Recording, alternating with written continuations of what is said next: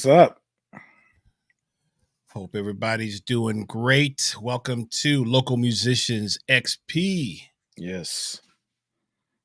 podcast live stream. Chop It Up Tuesday. Episode number 23, huh? I messed up though. I said 23 24? last week. It was 22. Oh, it's 22. It was 22 last week. Now it's 23 this week. Okay. Honest mistake. Okay. Little off with the math. But it's this in the is 20s. episode it's in the 20s. Yeah, we got an adult on our hands. We can vote. Going to the 30s. Right. So, yeah, man. So episode number 23. Thank you for tuning in with us. Let some folks pile in. There's been a lot going on. I have a question for you, my brother. Okay, what's that? Well, first of all, thank you for being here and hosting the show there, bro. But in the new year, we had our first show, last week for the new year, right? That's right. So, but this is yesterday was like not only the college football final, but it's also like Black Monday in the NFL. So people get fired and stuff. So, some people got fired and their record wasn't that bad, or they did some stuff, it's just like prompted me to think about this. Have you ever been fired from a gig and you thought maybe, man, if they gave me one more year or 3 more months, man, I could really rock this junk? You ever had that happen? Well, truth be told, the reason I ended up coming to Atlanta was because I got fired from my job. Oh, wow. When I was working retail, and I was working at the Brass Boot, which is a men's shoe store in LA, and I overslept. Had no car, had to catch the bus. Missed the bus, bro. That's not a 5-minute late. I was the assistant man. I was the assistant manager. I had to open the store. So here's what happens when you work when you work for the mall, right? You get fined if your store is open late, right? Oh, so the cat before me, same thing happened to him, man. He was late, and what would happen was the general manager randomly, bro, would pick a store to call. At 10, everything opens at 10 o'clock, right? So I can't remember what time I got there maybe about 10:15 or something like that. Oh, that's pretty good. But still, if you're in California, the mall finds you. But this is like, again, if you catching the bus in LA, right, you need to be at least an hour ahead, 45 minutes ahead. Right. I mean, I didn't live that far from the mall, but still, you on the bus, so things are going to, you got to take those stops and you got to calculate your time, all that kind of stuff, right? So, so I got there about 10:15. Man, I was like, dang. It's like, man, I hope I can't remember the cat's name. I hope so-and-so ain't call. So as soon as I open the store, turn the lights on, the phone rings, right? And it's the general manager, and he's like, Chris, I've been calling. Where you been? I was like, oh man, I was late, blah blah blah blah blah. Anyway, wow. Because the store gets fined so it's like a one-time, but like most things, blessing in disguise, man. Right. Blessing in disguise, because I did not even know that. It was just like, it's like, man, I'm out of here. It's not working out right now. I was 20, my early 20s, something like that. Right. Wasn't ready for it, and ended up moving here, and the rest is history as far as having a career, Dude, I have a similar story, but it wasn't all the way in LA. It was here in Georgia. So, I mean, just moving to a place, you you got to try to hit the jam sessions to try to sit in. Nobody's not going to hire you the first day you in. So you got to, Right. you got to be steady coming out and tell people will need to call you, which is a big thing. Right. Right. Right. Right. Oh, look at Doug Ponier is in the stream. We're going to Uh-oh. tell you about it. The crazy thing, Doug, is, wow, this is crazy. This story involves you a little bit. So, man, I was working as a That's guy. why he said, "What on earth is this supposed to be about?" This dude right here. He knew what was coming. Right. So, man, I was working. He thought it probably was going to be his job. Nah, that's not your job, dude. So I was working this job before Pony Music, actually, and I was a die cutter. And I don't know if you know what a die cutter is. A die cutter. What is that? Die is a wooden board with razors that go around a shape, and all the displays, like you go to Taco Bell and stuff, it cuts out the displays. So they print whatever it is on material, usually like styrofoam or Pyrex or whatever. And then you take the material, put it through this machine, the machine clamps down on it, boom, presses it, then you take it off, and then after you stack up the pallet, you go and you should be able to just take all the displays out and unfolds and stuff like that. Okay. So I was a die cutter, and you know how traffic is in Atlanta. If you're not from Atlanta and you only know one way to get to a place, it's murder on you. And this was off of Atlanta Road and 285. Smyrna? Dog, yeah. Going inside the perimeter. Okay. So man, I only knew that one way and I was late like several times, but I did a good job. So man, they were trying to crack down. And the cat said to me, "Hey man, listen, you've been late." My supervisor's like, "You've been late so many times, whatever." I said, "I understand." He's like, "You got to be suspended for 3 days without pay." I said, "Hey man, I'm sorry." I said, I'll take those 3 days to try to find alternate routes to get here. Because it wasn't like GPS was like, it wasn't even new. You had to map quest and everything, Map. Where were you? So where were you coming from though? I was coming from where I lived with my cousin's house. That was Riverdale, though, by an incorporated part of Riverdale, by close to Old National Highway, Old National and Creole Road, which is like. Is this where I first met? Yeah. Was that in a cul-de-sac? Or something? Matter of fact, James' house was right next door to our house. James from WRFG. So yeah, it was there. And so I was like, okay, well, I'm serving my first day of suspension. The owner of the company calls and says, "Hey man, we need you to come in. We got a big order." And I was like, "Well, I'm supposed to be suspended, right?" He said, "Yeah, you come in today and then you serve 2 more days of suspension." So I'm like, they made me sign and everything by the book, right? So I'm like, this is not cool. But I know the annual review was coming up and I was due for a raise because they was paying me nothing for being a die cutter. Because first I was doing assembly and then I took over for somebody who left the company, became a die cutter, but they never increased the price. But I know annual review was like a month or 2 later. I was going to be able to get, my right pay. So I said, "Listen, I'll do it if you guys could promise me that this tardiness won't count against my annual review." So guy was like, I can't promise you that. And I said, "I can't go another year without getting this raise." You know what I'm saying? So I said, "Well, you know what? Since we're doing stuff by the book, I'll just wait out the 3 days, whatever." So I remember as soon as I said that, I'm going to get my stuff, and this big executive in sales, he has his tie on and stuff like that, man. He has to print the stuff. He throws his tie behind him so it wouldn't get caught in the machine. And when you know about this machine, when it's cold and dry, when you slide the material on there and you touch that metal plate, you get shocked every time. So that joke was slide, pow. It's like, oh, that right. But when they told me that couldn't happen, I went to the office and I said, "Listen, I'm just going to send in my resignation." I was like, I get nightmares about this job. My hands getting cold. I'm a piano player, right?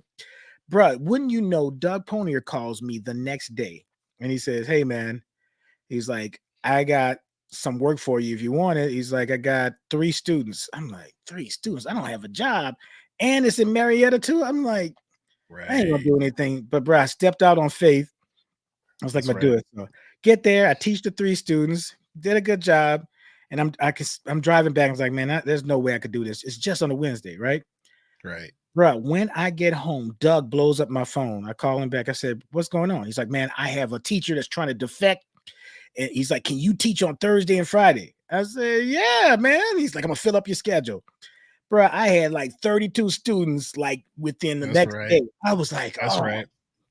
So Man. if it wasn't for that, and then when I met Doug, I met Doug playing gigs before I started working at his music store. But it was great working there because what people don't know is when you work at a music store and you get used gear come in, I was like, Doug, I could buy that ADAT machine or this, whatever. So I started my studio off just because I was working at that music store. Right. Look at Doug saying, "You're welcome." Oh man. Keeping receipts, man. Right. Keeping receipts. Why would Doug not say that I was Keeping one of his receipts, best man. Keeping patrons? receipts. But yeah. So that started off, and I met a lot of great people there. So it was a great thing. And Doug is a old dear friend of mine, man. So he still comes out to gigs and stuff. He was a hell of a drummer at one time. I don't know if he's playing anymore. Yeah.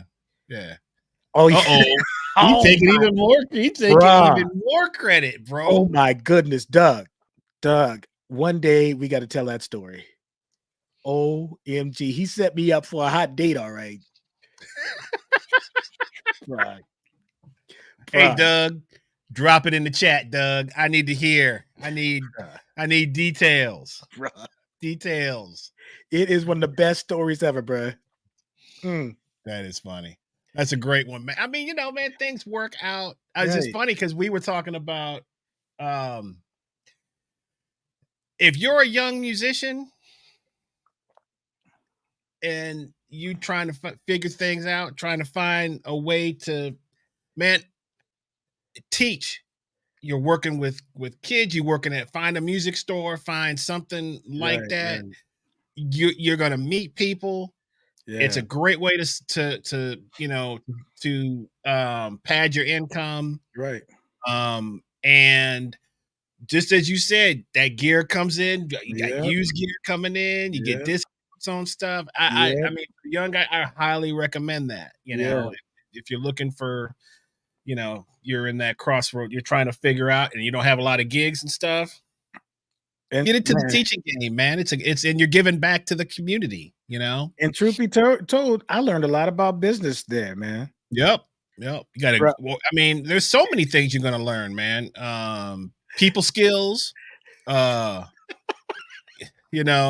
kinds of different stuff. I got a good Doug Ponier story, bro. Okay, let's hold on. Okay. I got a good one, but go ahead. All right. We'll see. We'll get back to because we're gonna. This is gonna go off it's gonna start going off the rails here. Oh man! All right, we got some people in the chat. We got our great friends, Brian Falgu. Yeah, he says, "I love that you were on Creole Drive in Riverdale. Fitting." Thanks, man. Appreciate it. One New Orleans cat to another. One New Orleans cat to another. And the Podhorser. What's up? Good evening, guys. He says, "What's going on?" The other day, man. Pod had some flowers, some tulips or something, bro. I don't understand what's going on with that, bro. Man, I forgot to take a picture because I was about to get them, man. They had a little table set up with the flowers, Mark and Brian, like they was on a date, man. Oh. Like they was on a date last night. But good to see everybody. Is there a way to call in? There's not a way to call in, but we might bring you in, Doug, to tell the story a little bit later if you're hanging out. Right. We might can do that. So yeah, maybe it's fast enough where you can get in at the tail end and do something. What's up, Isaiah? Yeah. You got Doug's email? Yeah, I got Doug's email. Tell him we're gonna bring him in a little bit later. Tell him we're gonna bring him in. Well, I'm sure he just heard me say it. We're gonna bring you in, Doug. You can tell that story. Right. What's up, Isaiah? Hope all is well with you, brother. Hope to see you next year at the camp again. This year. Oh, this year. Man. Golly, what is going on, man, with the time? Right. Yes. So yeah, man. So we've had there's been a lot going on. I just began the recording process for my new single. Yeah. And we got a heck of a lot done on Friday. We recorded with our brother Marty Kearns over at 800 East Studios in Atlanta. Was a great session. Had my man Tyrone Jackson here on Hammond B3 organ. Yeah. Kelly McCarty on upright bass and Ariane Tillman on vocals and everybody knocked it out of the park. So stay tuned for that. I've got a couple of other things to get on the track before it's finished. It was my debut recording on Hammond. Was it really? Well, No. I did some like Hammond stuff on my album, but it was just like it wasn't the main thing. It was just like little tasty stuff. Right. This is the first time it was no piano or Rhodes. It was straight organ. So yeah, straight organ, man. Marty had that thing growling, man, in that rough mix too, dude. That thing sounds amazing. So, not that you know this, but you're gonna know it now. There's some other organ stuff coming up, man. So, just to let you know, yes, sir. Should I go get that catalog, bro? No, we gonna use Marty's. You gonna be cool.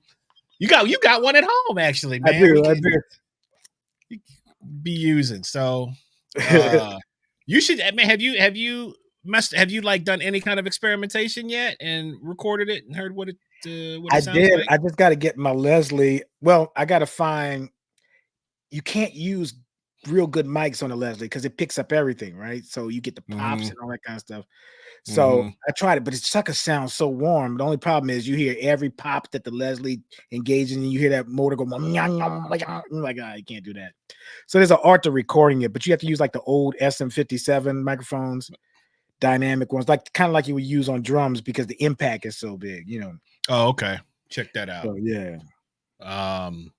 Yeah, I'm connected. There's some obviously great organ players everywhere, but you should maybe reach out and see what they're using, see what they're doing also. Yeah, I've been doing some research, but I will reach out to but yeah, so the session was fantastic. My wife came by, took some photos. We had Brian Falgu came by, hung out, and also took some photos. Mark Podhorzer came by, hung out, and so it was a good time. Really looking forward to building this process, man. I really had I don't know if you want to call it an epiphany or so doing some research and checking out what other people are doing. What's going on, Brian? How you doing, man? Good to see you in the chat.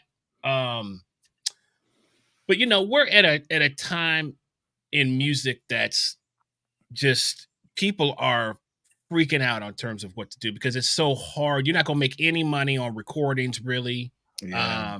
People are just trying to find a way to keep their ship sailing, right? Yeah. And I don't know if you listen to Michelle and Deggiocello's new record. Okay, so record dropped, I don't know, sometime last year. And it is weird. To say the least. Okay. Now that's coming from, I think a cat that I'm pretty open to a lot of different things. I felt the same way. I was listening for what she normally does, and I was like, "Well, she's been on a journey as an artist in terms of not repeating herself and constantly pushing the envelope in terms of what she's doing, and some things you're gonna like, some things you're not. I totally respect that." It's not about always, you have to like everything from somebody can be your favorite artist and you don't like everything that they do. There's going to be some things that if they're trying to evolve, there's going to be some things that maybe just don't hit you right. So the last few records, there's been some, I love, there was an album called Comet Come to Me, which was phenomenal. Had kind of an acoustic vibe to it. And Doyle Bramhall wrote a lot of stuff with her. There's some really great stuff on that, but there was a couple of things that were just like, I don't know what's going on here. But I was driving down the street and I was just thinking, I was like, man, you know what? And I've never had a conversation with Michelle. I would love to have a conversation with her, and just talk, to her as a creative. But I bet she's just like, F it, man, because even if it was about record sales, right? She probably would be doing the same thing because she's a true artist, right? But in this climate, dude,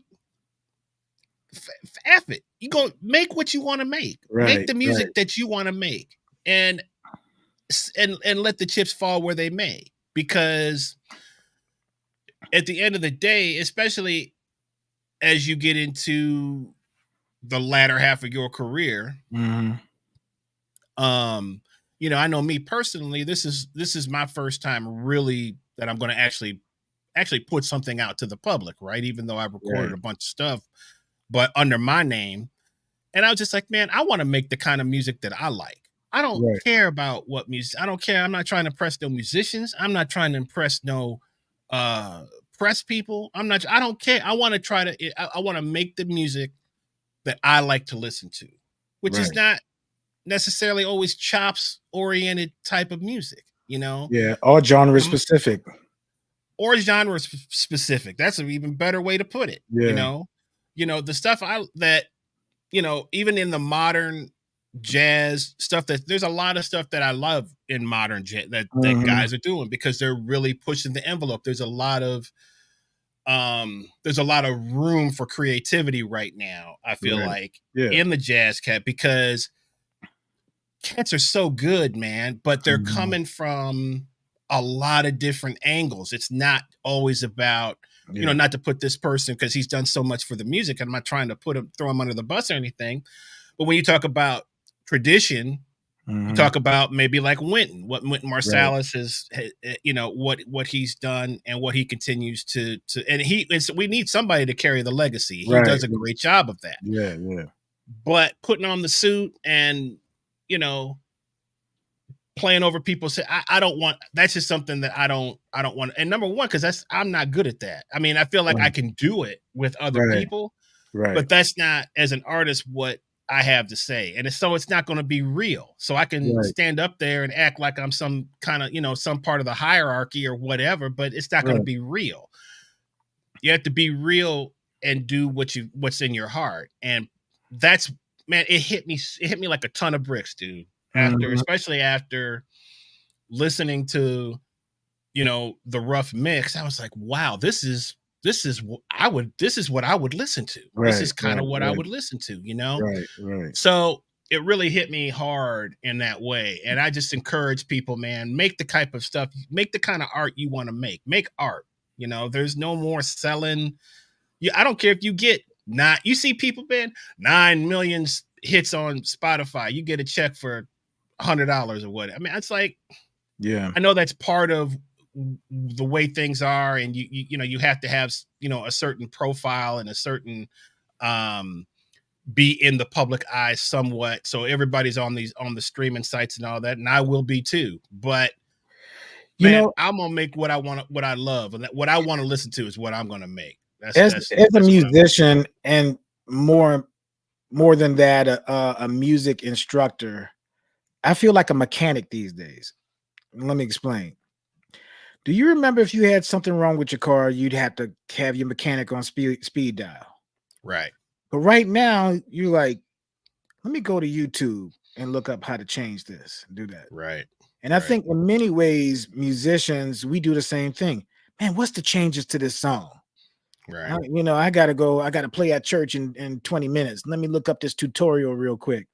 right. And I used to hate it because I'm like, dude, you're giving away the information for free. And you see bona fide mechanics now on YouTube, and they're doing it. Hey, if you got this, do this, whatever. And I'm like, that's taking money out of your pocket. But are those days gone? Like Napster was the first thing where they started sharing music and people Hmm. stopped paying for music. It's like, we're going to share music.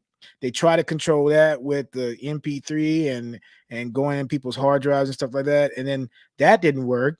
And then now you get the new technology, whatever. And now you got the streaming service, right? That you Hmm. pay one price and can listen to everything. And Right, I'm like, okay, do you know if you stream like Spotify is what, like 9.99? right. How many CDs was that when you go to the music store or whatever? Ooh, Probably it was probably one, right? right, These was like right. 14.99 when they first came out. Man, CDs, right? Said they were higher than that, I think. Right. So you couldn't buy one CD, but you can buy every CD on Spotify for 9.99. You can hear everything. Right. And so when this concept comes up, and I know there was pushback and stuff, but it's like we just got ourselves out of the business of doing music. We're now doing music for ads, for Mm-hmm. followers. It's like Mm-hmm. we're not doing music. It's like, are the days gone where you go to your mailbox and pick up a check? Yeah, pretty much. Yes, According to, I mean, when the Toto guys, when Steve Lukather, right, who was in on a lot of songs, those guys could walk to the mailbox right. and get those thousands of dollars that was coming in. What's When your that day girl, ended, Sierra hmm, Garrett, and she wrote for Saida Garrett. Saida Garrett, yeah, and Hmm. Ashford and Simpson. Do you know how many songs they Hmm. wrote? Hmm. Hmm. And The Bee so Gees. the Bee Gees. So just think about nowadays, that is gone. But the great Right. news is this, Chris, you don't have to get a distribution deal. You put it Hmm. out there, your audience will find you. Right. You put the song out there, and that's what you're hoping. You're hoping that, okay, if I release singles rather than a whole album, then somebody's going to follow me and like my music. And then the algorithm is going to kick in and say, if you like this, then you're going to like that. And that should work on your behalf too. So the good Right. news is people going to find you. The bad news is now the music is not going to sell itself. You got to work for it. You got to hope that's going to parlay into something. But I don't think you're doing it for that, right? Hmm. You like, I Yeah, want to put out good music. at this point, I just want to first get all the stuff out of my head, right? You know how that It's is, right? overdue. Yeah. But more importantly, um, you just want to be satisfied as an artist, Right. and Right. there's always going to be, I guess, a catch 22, because even when cats were making a lot of money, there was a huge sacrifice that had to be made sometimes Oh in order yeah. to, where's the hit? You got to give me Right. a hit, got to make a hit, Right. blah, blah, blah, blah, blah. So, um, now you can kind of make whatever you want. Unfortunately, it's a little tougher to maybe uh get it to the masses, but it is what it is, man. I don't think you can't inundate yourself with all of that kind of thinking. I just think you create what you create, and the chips are going to fall where they may. Do you remember the days where they started handcuffing us? Like everything was radio play. It was like, if Mhm. you want this to be played on radio, it's got to be 3 minutes and 15 seconds and Right. not. Right. And I thought about the old songs, like what's that Lenny song? Do do do do do. Girl, you know that I love you. It has the longest intro in history. You Right. could never record that in the Isaac 90s. Hayes Oh intros yeah. be 5 minutes, Right, right. You could never record that in the but late 90s and 2000s. But right, maybe but now you can, right, because and your audience is gonna find you. You don't know who's right, worried about playing on the radio. Is anybody listening to the radio?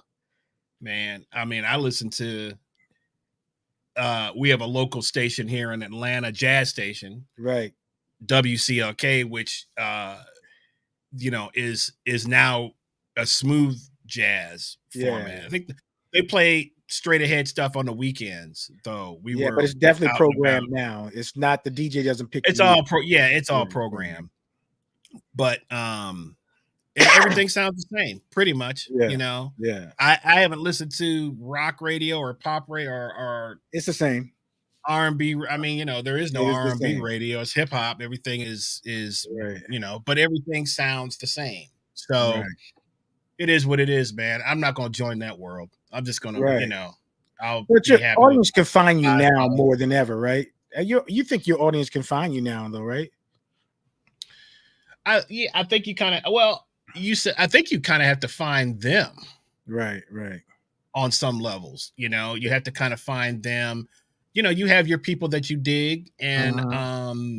the little bit that I've learned about social media is you try to, okay, these are the people that I like, so let me try to interact with them, blah blah blah blah blah. Maybe they'll follow me back, all that kind of stuff. But you try to align yourself with the people that which you have a great opportunity to do that now, and you'd be surprised at reaching out to. There's a lot of people out there that you think maybe aren't reachable, but they are. They're on Instagram and Facebook just like we are. Talking to, and you can send them a mess, send them a mess, and sometimes they'll respond, sometimes they won't. Sometimes those guys, they have people doing their social media for them, but a lot of times, man, ain't nobody got no money for that. No, and you tag a person in, they'll respond. It's kind of cool. Sometimes, sometimes that'll work, but I'm just of the, the mindset, man. I'm just gonna make the music I want to hear, right? And that's going to be the end of that story. So, life's too short, man, to be worried about. You make it art, about all man. this other stuff. Hey, J.S. Bach, everybody knows who Bach is, right? But what people don't know is during the Baroque period, he wasn't even the man. Nobody knew about Bach. Vivaldi was the man. And then toward the end, because Bach played mainly for a church, and he was a church musician, and he rolled out that stuff in his church, and he had a manuscript at his house. But it wasn't until 1800 and something when Felix Mendelssohn would use his inventions and fugues and stuff to warm up on. And people were like, what is that? And you're like, that's J.S. Bach. Even J.S. Bach's son, C.P.E. Bach, they asked him, because the classical period was coming in, they asked him, what do you think about your dad's music? He's like, it's good if you like that kind of thing. And I'm like, he's not playing his dad's music because it was right on the crust of it changing. Can you imagine all the people who was playing bebop to the war? And bebop was over only 4-year period of time? Right. That must have been a killing dude, like playing bebop right in the last part of Don't tell the jazz police that, though. Bro, when that thing changed when that thing changed over, he must have been like, but I'm good. We're like, man, we're not doing bebop anymore. Dang it. Bebop, man. Right. That's been over, dude. It's been over. Man, that's crazy though. But yeah, go for it. Make the music that you want to. So right. But man, there was something else on my mind, dude. And this is, tied into we have a cat that's become a friend and a fan of ours that I met through working with the Mike Veal band. And he didn't know this was coming, but his name is Brian Falgout. Yes. And Brian's really cool cat. He, I met him again through Mike, and he's an avid music fan, lover, and a native of your home, your home base, Louisiana, like we call it sometimes. Yeah. So, but we become friends, and talk we see each other a couple times a week. He's at the session on Monday, and then of course I see him with Mike, and he started to videotape some of the gigs, some of the songs on some of the gigs.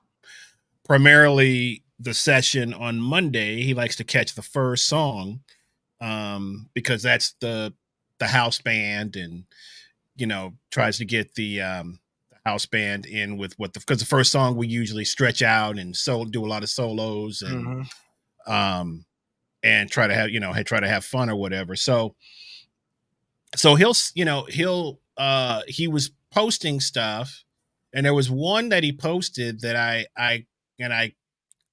called him or texted or sent him a message. Hey man, I said, can you please not post this? I said, because number one, Joe wasn't warmed up on the trumpet, so there was, he was making a lot of mistakes, in the beginning. It took a while for it to come together, right? He immediately was like, man, no problem. Boom, pulls it down. So this made me start kind of thinking about just where we are. And Marcus Miller talked about this some years ago. He said, man, back in the day, you could rehearse, you getting ready to go out on a tour. Of course, you're going to rehearse beforehand, but you're not real particular about, you're just trying to get the get the songs inside, and once you get out there, you'll have a chance to kind of see how things develop and stuff like that. Right. He said, man, them days are over. He Yeah. said, when people started filming everything with their phones and blah, blah, blah, he said, you got to be on from note one, because whatever you do is going to be shot around the world. Yeah. And I think about, like, you go on you. So if you go on YouTube, right, you can see anybody. Now, you can see a concert from 1973 or whatever. Loose, not tight, miscommunication, mistakes, trying to figure stuff out, but stuff is definitely messy, right? But you digging on it because why? You dig that artist and the spirit of where the music was coming from. Right. Fast forward to 2010. Here's somebody make one mistake or one, you're like, man, you turn out to be a meme in this bad boy. What is going on with this, right? So as artists, we are very self-conscious of that. Now, going back to Brian. So Brian, because he's become a friend, and he's like, man, whatever you guys want me to do, I'm gonna go by what your rules are, right? Nice. So cool. Nice. Now, back when did we were doing another session. This was the first incarnation of Joe's jam session, which started at Twain's in Decatur, right? This place called Twain's Bar and Tech. Really, really great spot, great owners, friends of ours.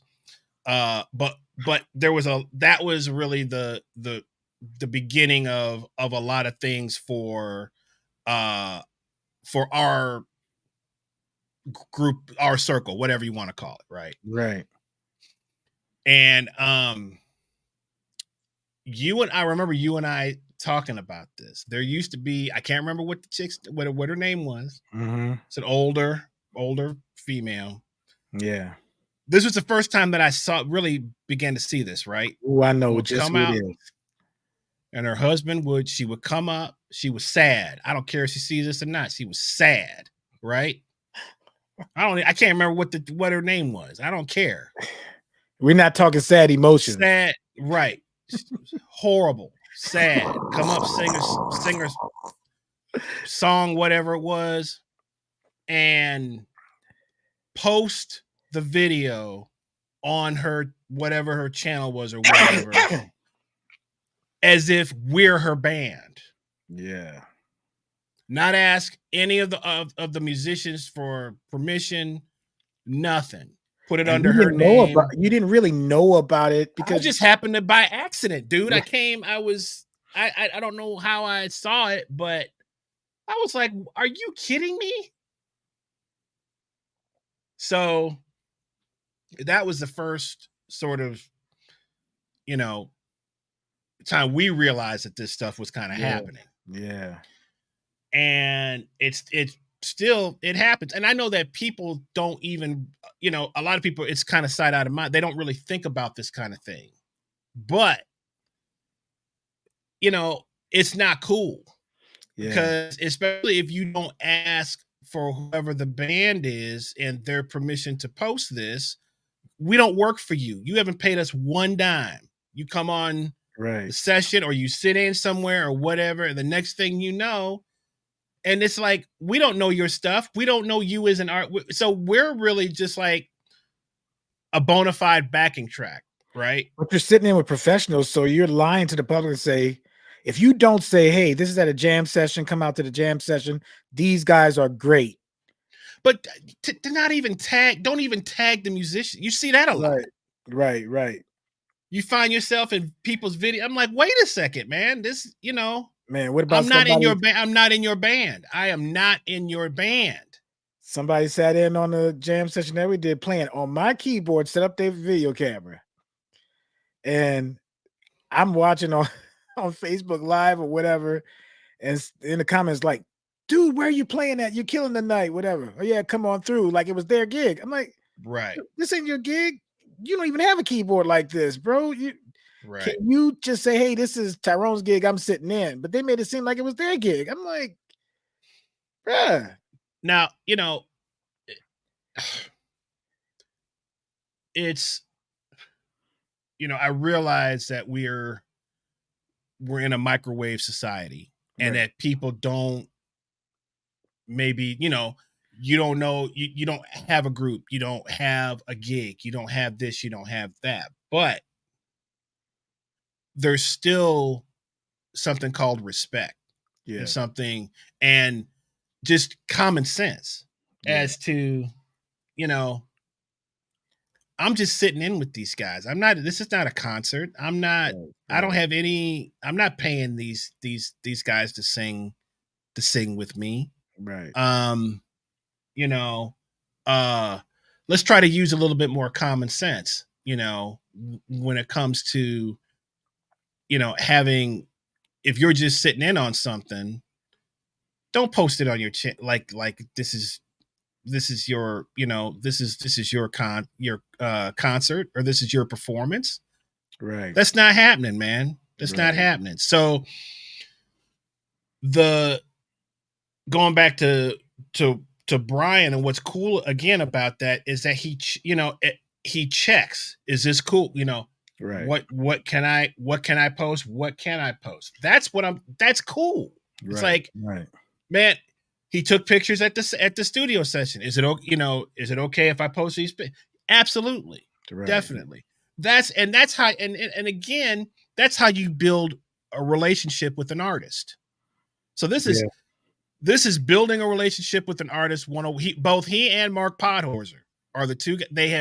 They are giving a masterclass on that, of how to build it. First of all, I'm not all over somebody to try to get in there, to try to be a part of whatever. It has to be a natural thing, but it has to be a natural process. And just people, if you gravitate towards each other, or Mark and I, we throwing jabs at each other That's about the huge for Knicks a Knicks fan, and football. Yeah, I mean, just finding, it wasn't even about music. I think what our connection, we just started clowning on each other about the Knicks and sport, whatever. So it's those are the things of, you have to build a relationship with that artist. Now, if somebody comes that we know, somebody that we work with, right, not necessarily all the time, but somebody that we work with, right, they come through sitting on something they want to, of course, yeah, that's cool, no problem,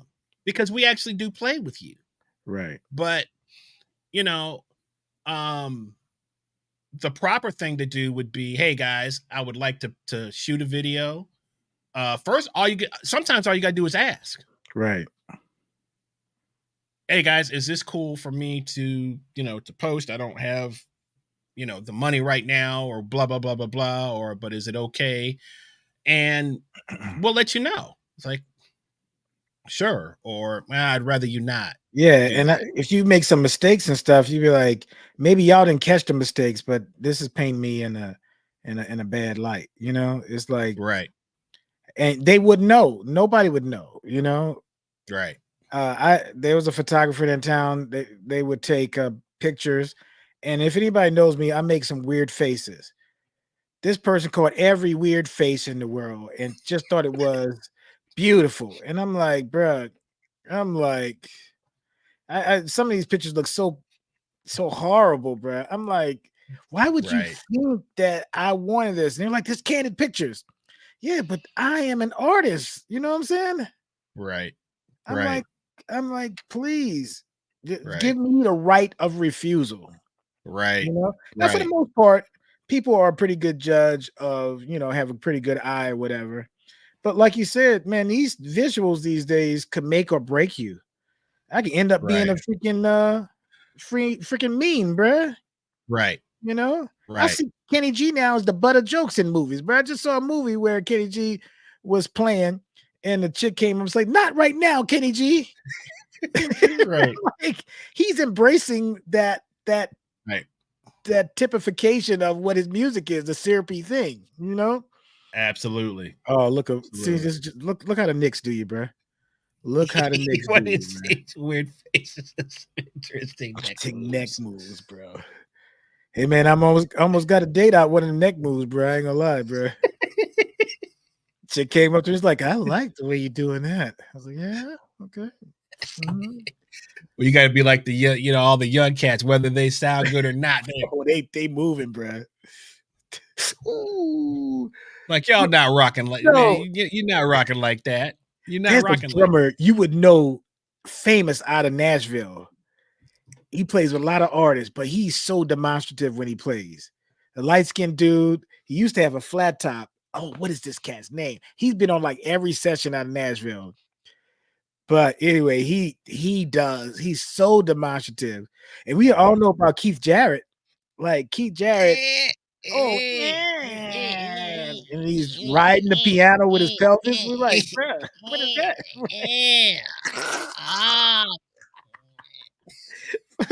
For a do you person who doesn't think want you to do anything in the audience, he can do do you everything. think he started playing into that more, or is that natural for him to just do I that? think he's just a weird cat. He's a genius, bro. So I think he has something missing where socially he doesn't know that that's offensive or whatever. Because Oscar Peterson grunts, like he grunts and stuff. I But do too when I play. You just never hear because I'm a drummer, so I know you right, never yeah, you hear won't be it. able to pick that up. I But hum, yeah. yeah. Mm-hmm.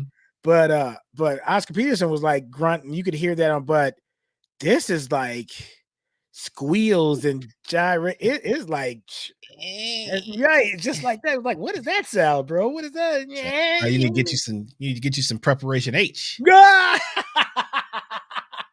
because the way you're acting, I'm telling you, bro. you got some stuff happening down there, Right. man. Get you some preparation H, something.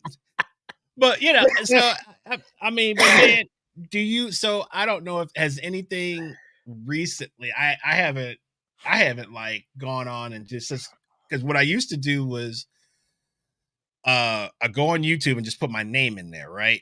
Right. Oh Because yeah. you'd be surprised. You'd be like, what is, dude? There was some stuff. Somebody was clowning me so hard. I No. was playing. I was Let's get a on a link. gig. Put a link up there, bro. It's probably if I find it, I'll actually try to look it up. Okay. But I was playing with uh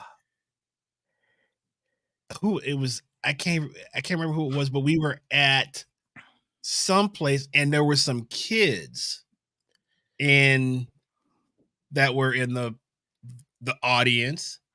The cat Right. started playing children's songs. Oh wow. And as a matter of fact, I think it was Louis Harrell that said, "Hey man, I saw you playing some children's songs, Oh, man, on YouTube." I was like, "What are you what? talking about?" He was like, "Yeah." So and I went out and I looked and I was like, "Oh my god, It's on somebody put YouTube. this." And it was strictly, I mean, what I call Mary had a little like stuff like that. Right, right. And I'm like playing, and there's like, and the dude's like singing the songs, and it was just like, are you kidding me? Are you Right. kidding? Hey, but you hear horror stories from everybody, Oh man. It's yeah. like, stuff that you find that's posted of yourself that's just like, oh my Bruh. god, this is I so remember bad. a concert in Savannah, Benny Golson, which his biggest hit was Killer Joe, but he's written so many songs. But of course, he has to almost do that song every time where he's somewhere, right? Right. So he usually saves it for last, plays a little bit of it, and that's the end of the night. So he was playing like Staple Mates or one of the other songs that he wrote, Mhm. and crowd was just like, "Play Killer Joe," like that. He's like, "Listen, I'm gonna get Play to it, whatever." But I wrote a lot of songs, right? Relentless, play Killer Joe. So he had a manager at the time. I'm not gonna call him that guy's name out. And the manager was kind of like a singer, right? So Benny goes to Okay. stop the band. He says, "Oh, y'all want to hear something? call, call that singer up, bro." That crowd was like, "What is this, bruh?" So he was like, "Man," he shut them up real quick. "Okay, you want this? I'm gonna give you this, then, bruh." I was like, Oh, "It's got to be video of that too." But he says, I remember saying on the microphone, I was at the festival because I think I was playing with Wycliffe, and they went on after us. And the cat was like, "Look, I know I recorded, Killer Joe. It's a popular song, but I wrote a lot of songs. We want to hear Killer Joe." Like they that. want to hear the hit. You got to play the hits, man. He said, If you he says, "I'm going to play it. Just be patient. Play it right now." He said, "Okay, you want to hear something? Here you go." I was about to call the cat's name up. He's like, "Hey, come up here for a second. Introduce y'all to a vocalist." I was like, dang. He said, he "Good was night, over it, everyone." man. He He said, was "Good over it. night" after that song, bro. He was over it, bro. He He was was over it, man. over it, bro. But so I mean, what's your take on the you know the protocol for if you're on a gig, it's not, you could be background, or it could be a session, or It's do my you my want people to ask? Do you want people to first? Do you want people to ask your permission to post? well, in a perfect world, yes. But I think that we are so linked to video now, there's no way of going back to just purely audio. It's like it's the stimulus from your senses now for kids or for younger people, not even kids, because we're older now, where those kids that we call them kids are now like grown-ups. Right. But I think everything is so visual stimulation that people can't go to just listening to music strictly anymore. It's got to have the visuals. And I think it's extremely distracting. But you think about a chef. The more a customer gets savvy, the more they telling you what they want to fix. They want to deconstruct the meal that you have already set up on the menu. You're like, I want this. And so I think that now chefs got to have open kitchens so you can see what they're doing and all this kind of stuff. Well, why don't you just, and people take pictures of the food now. It was like, why don't you just eat the food, right? And enjoy it? Or why don't you just listen to the music and enjoy it? But now we're so linked to video that we have to have it. And people want to see what's going on. One time, me and Roberto, I had just left a church I had been playing for. We're looking for a church. So it was like, okay. So we went to this one church, and it was unbelievable because it was like a stadium. We get in there, and then there's this big drone sound. Lights go down. Spotlight on the stage. Lights going everywhere. This LED screen goes like that. People walk out, and I'm like, what is going on? It's like a rock concert. It's like boom, boom. The lights are doing the same flash. What's going on? You see all these things going like this, and I'm like, I said, are we in a club? What is this? And it's like, everybody get up. And matter of fact, you know who was the worship leader? Who's the person did the song? This is how we do it. Montel Jordan. Montel Jordan. He was the worship leader. And Montel Jordan is like 6'9". Right. He gets on stage. He's got a hat on, like the little Marcus Miller type hat. And bruh, I promise you this is the truth. I promise you this is the truth. Around the third song, these curtains open up on the side. And this tank comes out, and there's a lady with a robe on, and they go into a baptism. And the lights go on them, and they baptize this lady. They say the thing, and then she gets up, and then the thing backs up. Everybody starts clapping. The curtains close, and it's back to the band again. I was like, this is sensory overload for me. But could you imagine if you went to that church for a year and you went to a regular church? It would seem like it's plain and dull, right? So we got to have video now. You just is no way to unlink the two anymore. You got to have video because audio is not doing anything. People working to your junk, Okay, so that's a very interesting story. Yeah. You didn't answer my question. What do I want somebody to ask my permission? What's your protocol on if you're backing somebody up? You don't know. It's not you not being paid by this person, Right. should they ask your permission to post? I think they should. I'll give you an example. We were playing at the Red Light Cafe one time. Robert Boone was posting something. And he called me. He's like, "Hey man, I thought there were some great moments in there, but you might want to check it out, right?" And this is a fellow musician, and I was like, Right. I told him, I was like, I guess I trust your judgment. He's like, yeah, check out minute 3 in this bad boy, right?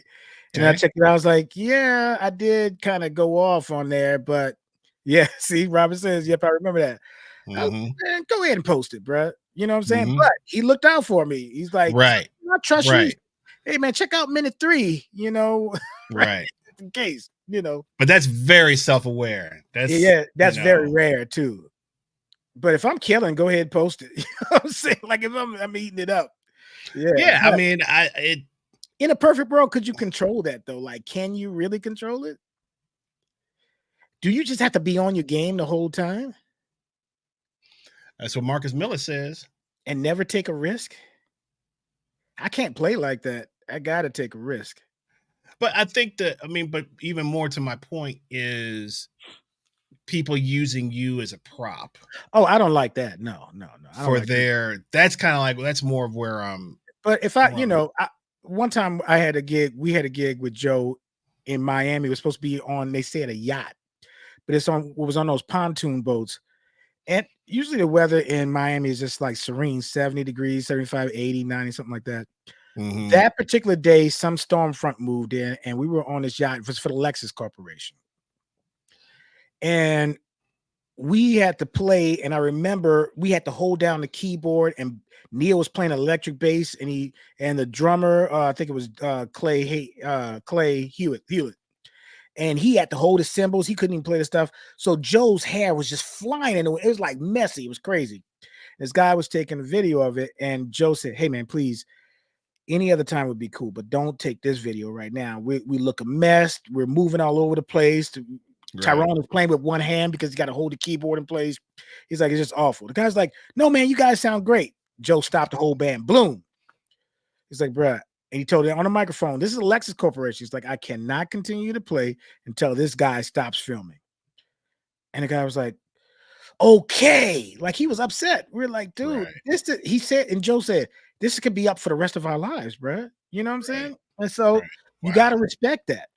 But ask Joe about the next time. I mean, his hair was all over the place, and we were rocking.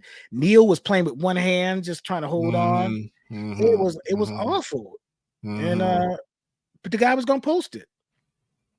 So yeah, those kind of things right there is just like it can be detrimental to our career. So, but how can you? What do you put a sign up and says, "Please don't video"? Some people do. Right, I know, right, like, there's some artists that they're like no video, right, right. you know. And I mean, what happened to enjoying the moment anyway? It's gone. I find myself, if I'm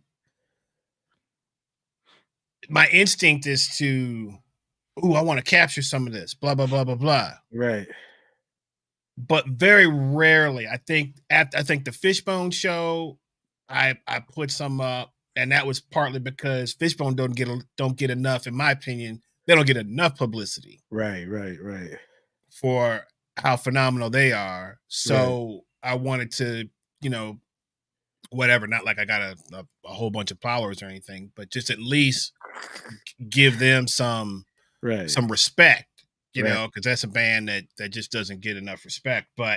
Um, but most of the time, man, it's like I'm just going to try to enjoy and even if I do video something, it's going to be from my own, you Right, right, know, right, right, right, right. from my own to check it out later. I Right, remember we right. went to I played at, God, I can't remember what the name of this festival was. It's up in Durham, and Thundercat was on the bill, and with his trio with um Justin Brown, phenomenal, incredible, mind Mhm. blowing drummer, and Dennis, I forget what Dennis's last name, keyboard player, kill it, just incredible. And I filmed that on my iPad. I stuck that junk because I was going to check out but I didn't post any of it. Right. Because, For your whole and posterity. turns out my man was sick. Right. He was battling allergies that night. Right. So he really couldn't sing. Right. You know, and so I didn't even think about that time, but I was like, he wouldn't have dug that I had posted. He wasn't even at the top of his game. You know what I mean? Right. Those they probably so used to it that you just probably have to just deal with it. And as sometimes bad publicity is good publicity, whatever. Right. But Scrutiny is a mother, though. yeah, I Scrutiny. mean, Once you put it up there, and people are like, "That piano player was horrible," you're like, "Really? What?" It happened before. I can tell you when it happened. John Coltrane did a live recording of one of the hardest songs in jazz history called Giant Steps. mm-hmm. It was a period of time where everything used to be a 2-5-1 to get somewhere. So cats knew how to play over 2-5-1. If you're not a musician, we're talking about a chord progression. So you can imagine if you're used to doing something a certain way. Let's say you're a mechanic, and I remember mechanics used to use hammer and nails for sheet screwdriver, right? Or all they need a screwdriver and a pair of pliers, right? But when things change, you have to change with it. So here it is. John Coltrane creates this song that he had been practicing for weeks and months. And he goes in a live recording session, and the piano player in his group is a piano player named Tommy Flanagan, killing piano player. He goes to take a solo over Giant Steps and absolutely makes all kind of mistakes. To add insult to injury, Coltrane that took the first solo killed it. When Tommy Flanagan took his solo and bombed, Coltrane comes and takes another solo right after him and proceeds to kill it. Tommy Flanagan leaves the group, is not part of the group. McCoy Tyner comes in after a couple of iterations of piano players, and the rest is history. But what most people don't know is Tommy Flanagan, a year later, records Giant Steps and kills it. But it was his first time hearing it, and everybody thought Tommy Flanagan was a garbage piano player. Right. And he's not. He's great.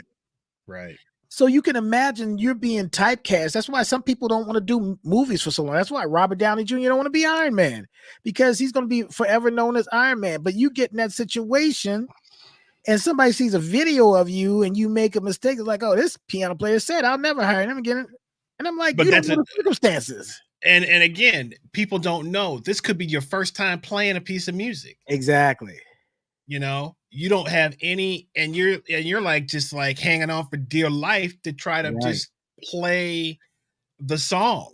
Whether you might be looking at a chart, you never, or it's just something that it's difficult and it takes time to gel. I mean, that's the thing about, like, you would hear about, the bands and the artists that we all idolized in the 70s and the 80s, and they're like, man, the first few gigs are going to be warm up. Those are just warm up gigs. And I appreciate that as a musician, because when I see that, it makes me feel like, okay, they're human just like I'm human.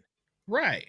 When I saw Herbie Hancock, when he did that video of Possibilities, right? That album, he was playing something. Lionel Lewicki wrote a song and Herbie was having problems with it. Right. And I said, shout out to Herbie for letting that stay in the video. He could have edited that out. It's like, oh no, we're not gonna put that in there. Right. And he's let it know. That's a big problem too, man. Not to cut you off, but but I was like, it made me feel good about my playing. I'm like, I always thought Herbie, Grant Carter, and Tony Williams were like so much a master of rhythm, and playing that nothing would trip them up. And now he killed it after a while, but he showed the process, which I was happy about. Right. But that's no, go ahead. No, you go ahead, because we got a couple of questions in chat. I would just even to your point about Herbie and Tony and Ron Carter, that band. If you get the Plug Nickel deluxe set, man, them cats are messing up all over the place. Right. Lost in the forms, turning the beat around, like, right. And it's again, from a musician perspective, that's like gold. To hear your heroes they in the same boat I'm in. Oh my gosh. Exactly. But now what's happened, dude, is that everything is perfect because what people post on social, people don't post mistakes You because never see the mistakes. You never see it. But you can't. You cannot. If you post those mistakes, right? But couldn't you though? You could. Why couldn't you? I mean, Why couldn't you say? Why couldn't you put in the caption? Because I'm shedding. Perception. People ain't trying to see you shed.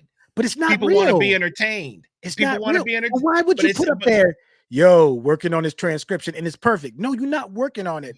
You right. But that's what people do. Right. I'm just working on it. You know, you've been working on this for 3 days before you done posted this video. Right. How many times? I've done that, man. I've actually I mean, I can't remember which, but there was a video that I had been practicing this. So I was like, yeah, man, just working on this. I have been shedding this thing, dude, for days on end. Right. So people, that's generally what because you can't. I mean, you could. Okay, I'm not saying you can't. Baker's not going to show that they cake flopped. No way. No way, man. That's a death sentence. That's a death sentence. Right. You got a lopsided. I'm talking about in today's times. Yes. It is a death sentence to show anything that has any that shows that you can't do something. Oh my gosh. Hey, I got I want your answer on this question. There's another question too. Okay. So Red Light Cafe does a live feed of the jam. Okay. What do you think about that? That's I mean, I'm fine with that. I think that going into it, musicians, please don't misinterpret and think that I'm real cocky or conceited. I'm not that guy. But I think when we get to a level of consistency. Well, you kind of are that guy, but we'll let that go. Hey, let's do it. I'm kidding. It's time for me to do that, bro. I've been humble all my life, bro. All my life. I'm just kidding. This cat is the most humble, not take credit for anything cat ever. I'm sorry. I'm just messing with you, man. All right, go. So on our level, there's a level of consistency that's going to sound good no matter what. Our worst day is going to sound better than a beginner. Is going to be up to par. Right. Yeah. Right. And so I saw Gilbert Arenas on the podcast say, people start dancing after they get, make 20 for 20. He said, but there's days that you're going to go 20 for 20 and there's days you're going to go 0 for 20. But there's like a law of average in between, which you really are. So there's days that it's an anomaly and that you're not making anything. And the same thing with us.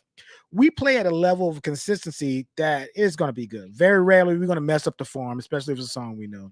So Tia, to your question, I don't mind that if I know it's going on. And a matter of fact, there's some things we got into. If it wasn't recorded or on that live feed, I couldn't go back and review it and capture the moment. I'm like, what did I play? And Boone told me, hey, bro, it's on the feed. You go check it out. I was like, yeah, it is. Let me go grab that idea before somebody else does. So here's another question for you. I thought this was an interesting one, too. I don't know, George. George Sluppick, my brother. Drummer extraordinaire. Now living in Nashville. George is from Memphis and worked with the likes of Charlie Hunter and a bunch of different cats, but this cat is Chris Robinson. He's worked with a bunch of different cats, man. I've probably seen him before. A bunch of records. And the cat is you got to hear this cat play the tambourine and play the groove, man, with the drum set. Ridiculous. Nice. Ridiculous. But anyway, shout out to George. But what did he do? So he asked what? Hey, cats, what about when someone creates a song or jams along to something you've posted? Okay. This is interesting. Didn't you put a beat up in somebody? Oh, wait. Yeah, but he asked me. Oh, yeah. As Chris Blackwell, who's a colleague and a brother of ours, Right. This is interesting because there was a trend that was going around where people were doing that. And I heard some not so good stories about people not asking certain, not getting permission, I guess I should say, Yeah. from the other person, and then just like, doing the double video and playing along with Right. something. Now, I I mean, thought about doing that. Like Pocket Queen got some stuff up there. People remix all the time, and I think she wants them to do it. I don't. man, don't get me started, man.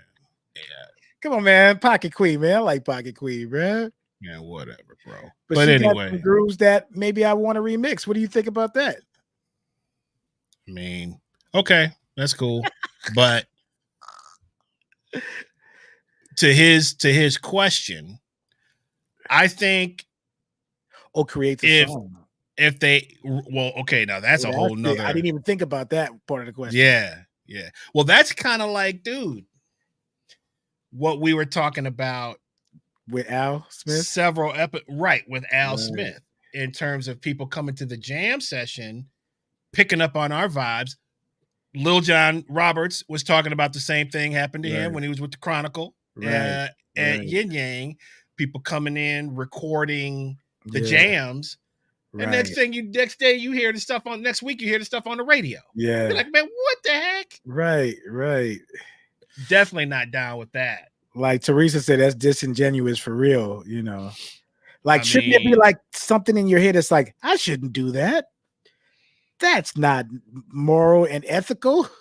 Well, so George does because he posts grooves all day, not all day, but he'll that's all. He doesn't really like do full. It's always just it's him with the groove. So I know, man, you got to hit me up because I know you got some stories about that. And George, are you giving me permission to remix some of those things, bro? Say it now, bro. Put some dope organ stuff on there, bro. Call it T's Jam. Now that you guys, George, take all the credit. This groove I came up with. Yeah, because you can't copyright a beat, can you?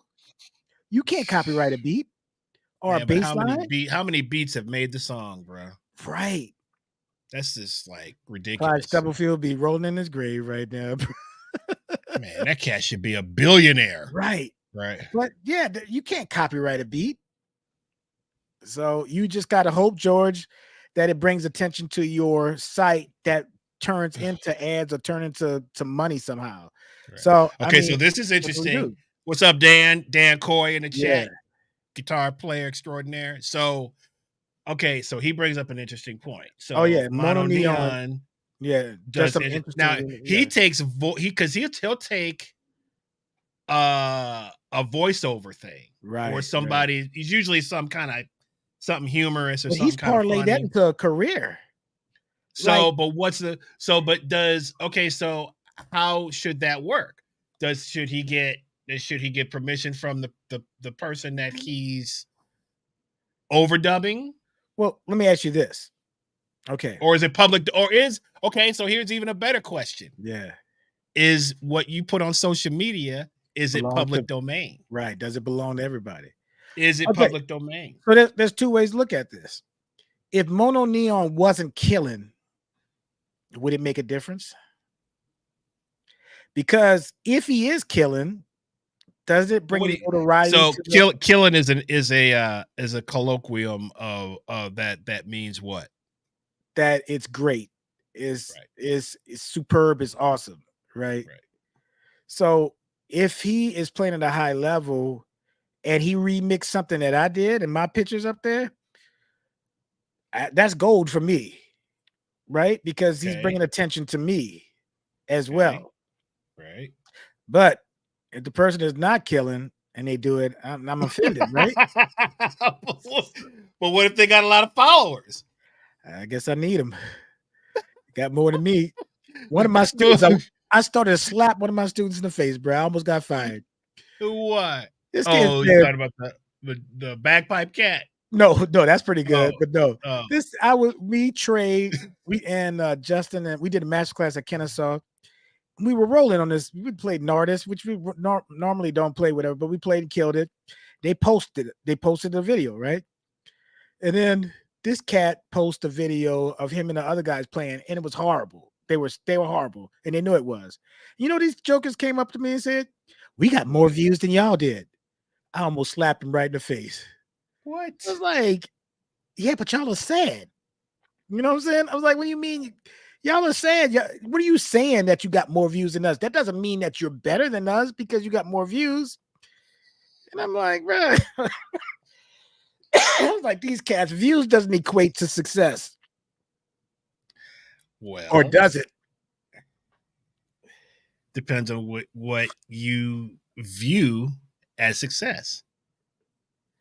Man, depends on how you interpret what because you hear that a lot. Oh man, this got X amount of views. Right.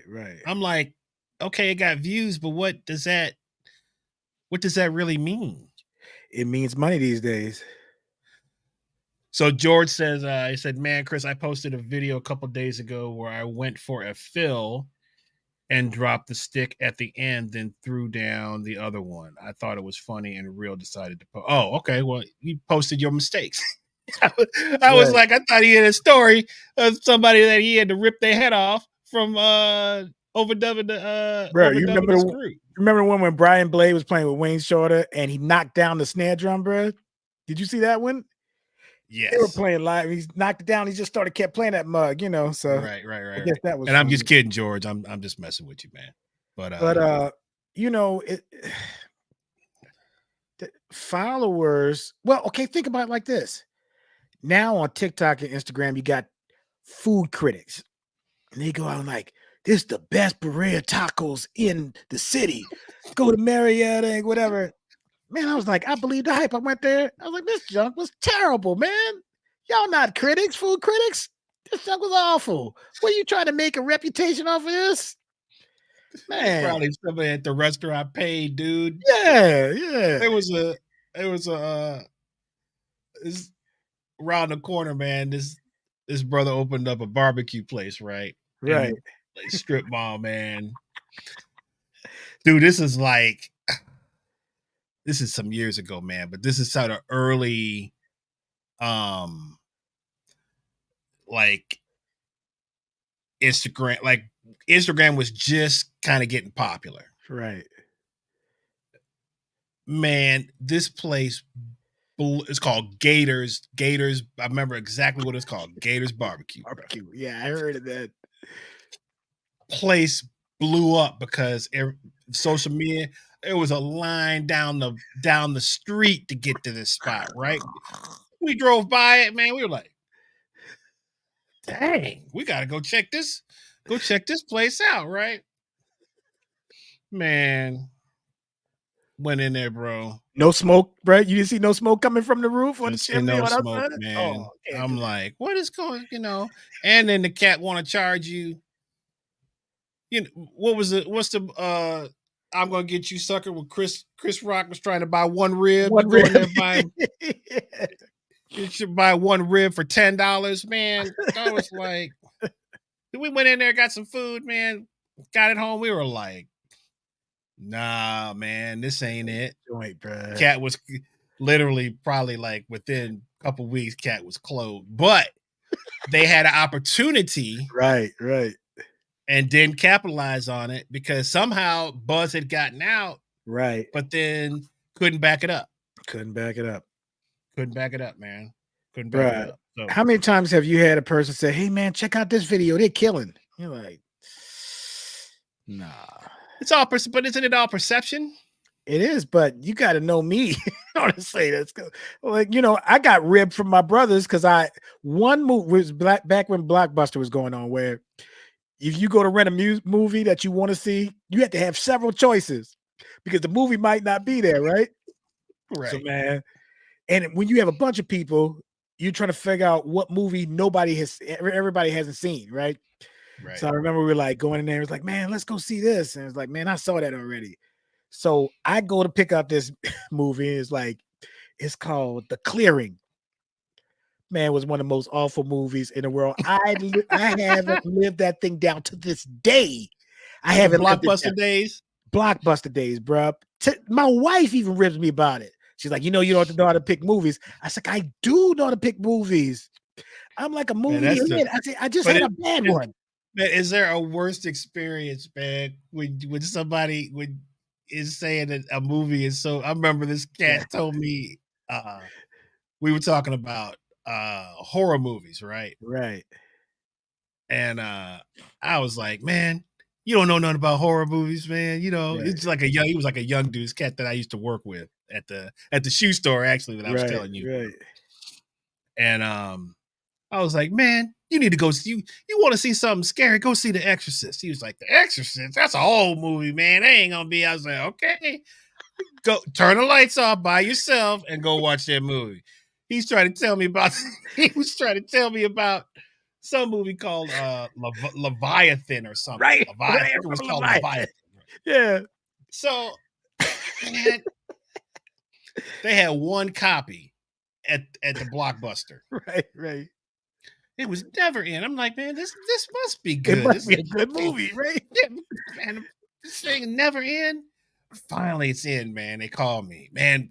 Leviathan's in, man. You know you, Right. man. All right, come down and get it, man. Man, went down and got it, man. Watch this thing.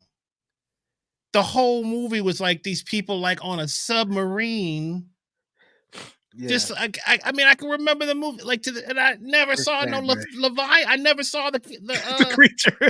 the creature. Right. Right. Man, I was like, what is this? Steer me wrong, bro. Man, next day I said, bro, don't you never recommend nothing for me, man. Man, you have no That's clue. the worst. That's the worst, bro. Man, man, my brother still ripped me. Tyrone can't pick out no movies. Like, man. So now I don't even pick out movies around them. They keep saying, remember The Clearing? Oh, bro. Man, you'll never live that one down. Never, bro. Never, ever live that one down. Yeah. But yeah, man. I mean, I don't know. Your mistakes. George made it, because he said that he posted something. And but the thing is, but also he's controlling that though. But well, not only is he controlling it, but people know that he has a sense of humor because he posts some funny stuff sometimes. So if you have carte blanche to do that, if people know that you are coming from a little bit of a funny place, I mean, I think that's a little bit different but let's flip it though. George, answer this question. What if you were playing a gig, a high profile gig, and you dropped a stick and an audience member caught it and posted it? And said, my man's dropping sticks like he got butter on his hands. Right? What if they said that, right? How would you feel, George, if you did that same slip up with the sticks, but somebody else captured it? And George may not feel any kind of way about it, but I'm just interested to see how he would respond to that. Or if you messed up in a certain song. Now, again, everything's relative. So most people aren't going to know what a mistake is that we know is a mistake. And at certain levels, the stuff is so well rehearsed that it's not going to be that, at a concert or whatever. But stick could slide out your hand, right? Yeah, but that's a natural. I mean, that's happened. That happens to me. That happens all the time. Reach in the bag. Yeah, reach in the bag. Right. Some people get credit for to me, it's like it's how do you recover? Right. But I think what we're talking about is a different thing. Is because we are in the age of perfection. Right. So, okay, I'm gonna let the audience in on a little Tyrone Jackson right now. Okay. So we're recording on Friday. Oh yeah. Track is blazing. Right. Everybody's like, and I, think sounds great. Right. My man's like, that one part right there. Everybody's like, what? He's like, I gotta fix it. We're like, fix what, man? He's like, oh nah, man, I gotta fix. See, this is in your own head though, right? So this is what we're kind of talking about. And I'll tell you why it's in my head once you finish. Yeah. But we didn't. Nobody else was even had even heard anything that was needed to be, Right. whatever, And when you think about the history, man, of most of the songs that still get played to this day, no click track, no Yeah. grid, something might be kind of out of tune. Yeah. The song speeds up or slows Right. down. Right. Don't even care because of what? Because it's a great song. Yeah. Okay. So So let me tell you my thing. If it okay, was a so piano situation, I probably would have been fine with it. But this is my first time recording organ on a project, so I'm self-conscious about it. I'm like, I'm not I haven't been an organist before, so the cats that could hear this be like, what's that organ player doing? How because you can't sustain a note on organ. You got to hold it until you make your next shift. On piano, I can press the pedal, hold it, and get the shift. It'll hold it. So you can make a lot of decisions based on holding that pedal and lifting your hand up because it's going to sustain the note. It's called a sustain pedal, right? Organ is not. It's unforgiving. You got to crawl with your fingers to get to the next chord, and that's what happened. I couldn't get there fast enough, and I went bling like that. Now, in hindsight, after I listened to it a couple of times, I was like, it's not that bad. But I was self-conscious about it. And because I thought I was going to be judged by other people. And then I said, you know what? Thought about it later on. The Beatles sounded horrible when they first started, but you heard their maturation process. So, okay, this is my first real organ song that I've recorded. I'm going to get better if I stick with it. So maybe it's that. But y'all like the Clam. I don't know. but the thing is, you cost me like an extra $30, Brock, because we had to sit there and go back and forth You can't look at it like that, bro. with You could look at it like I saved you money because I played so well, bro. You know what I'm saying? You can look at it like that. You can look like, hey, bro, this dude did this in 2-3 takes, bro. I saved you money, bro. I'm like, time is money, bruh. Time is money. You did not do that, bro. You're like, bro, I I know. think it's fine. He's like, I think it's fine, was bro. like, But you I said, was but like, if you feel man, like you need to do it, go ahead. yeah, because it's in your head. I knew Right. that you would. I know how that is, right? Right. If you are dead set on it, you just got to do it. But Right. to your credit, you tried to, and you were like, man, this is It's not going to work. it's not going to work. The vibe was so much better than that little bitty entrance mistake. It wasn't really a mistake. But the vibe was better. You couldn't recapture the vibe if you try to re-record. Right. And that's, there's like I said, man, there's so much music. I mean, that we did that, we talk about the first Headhunters record. Yeah. Chameleon,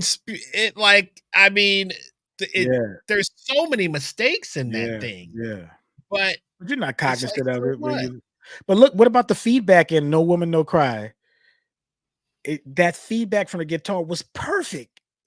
Or if Miles Davis makes a clam and misses a note, it's like, wow, that was perfect. He went for it. It was like until our point about rehearsal and stuff.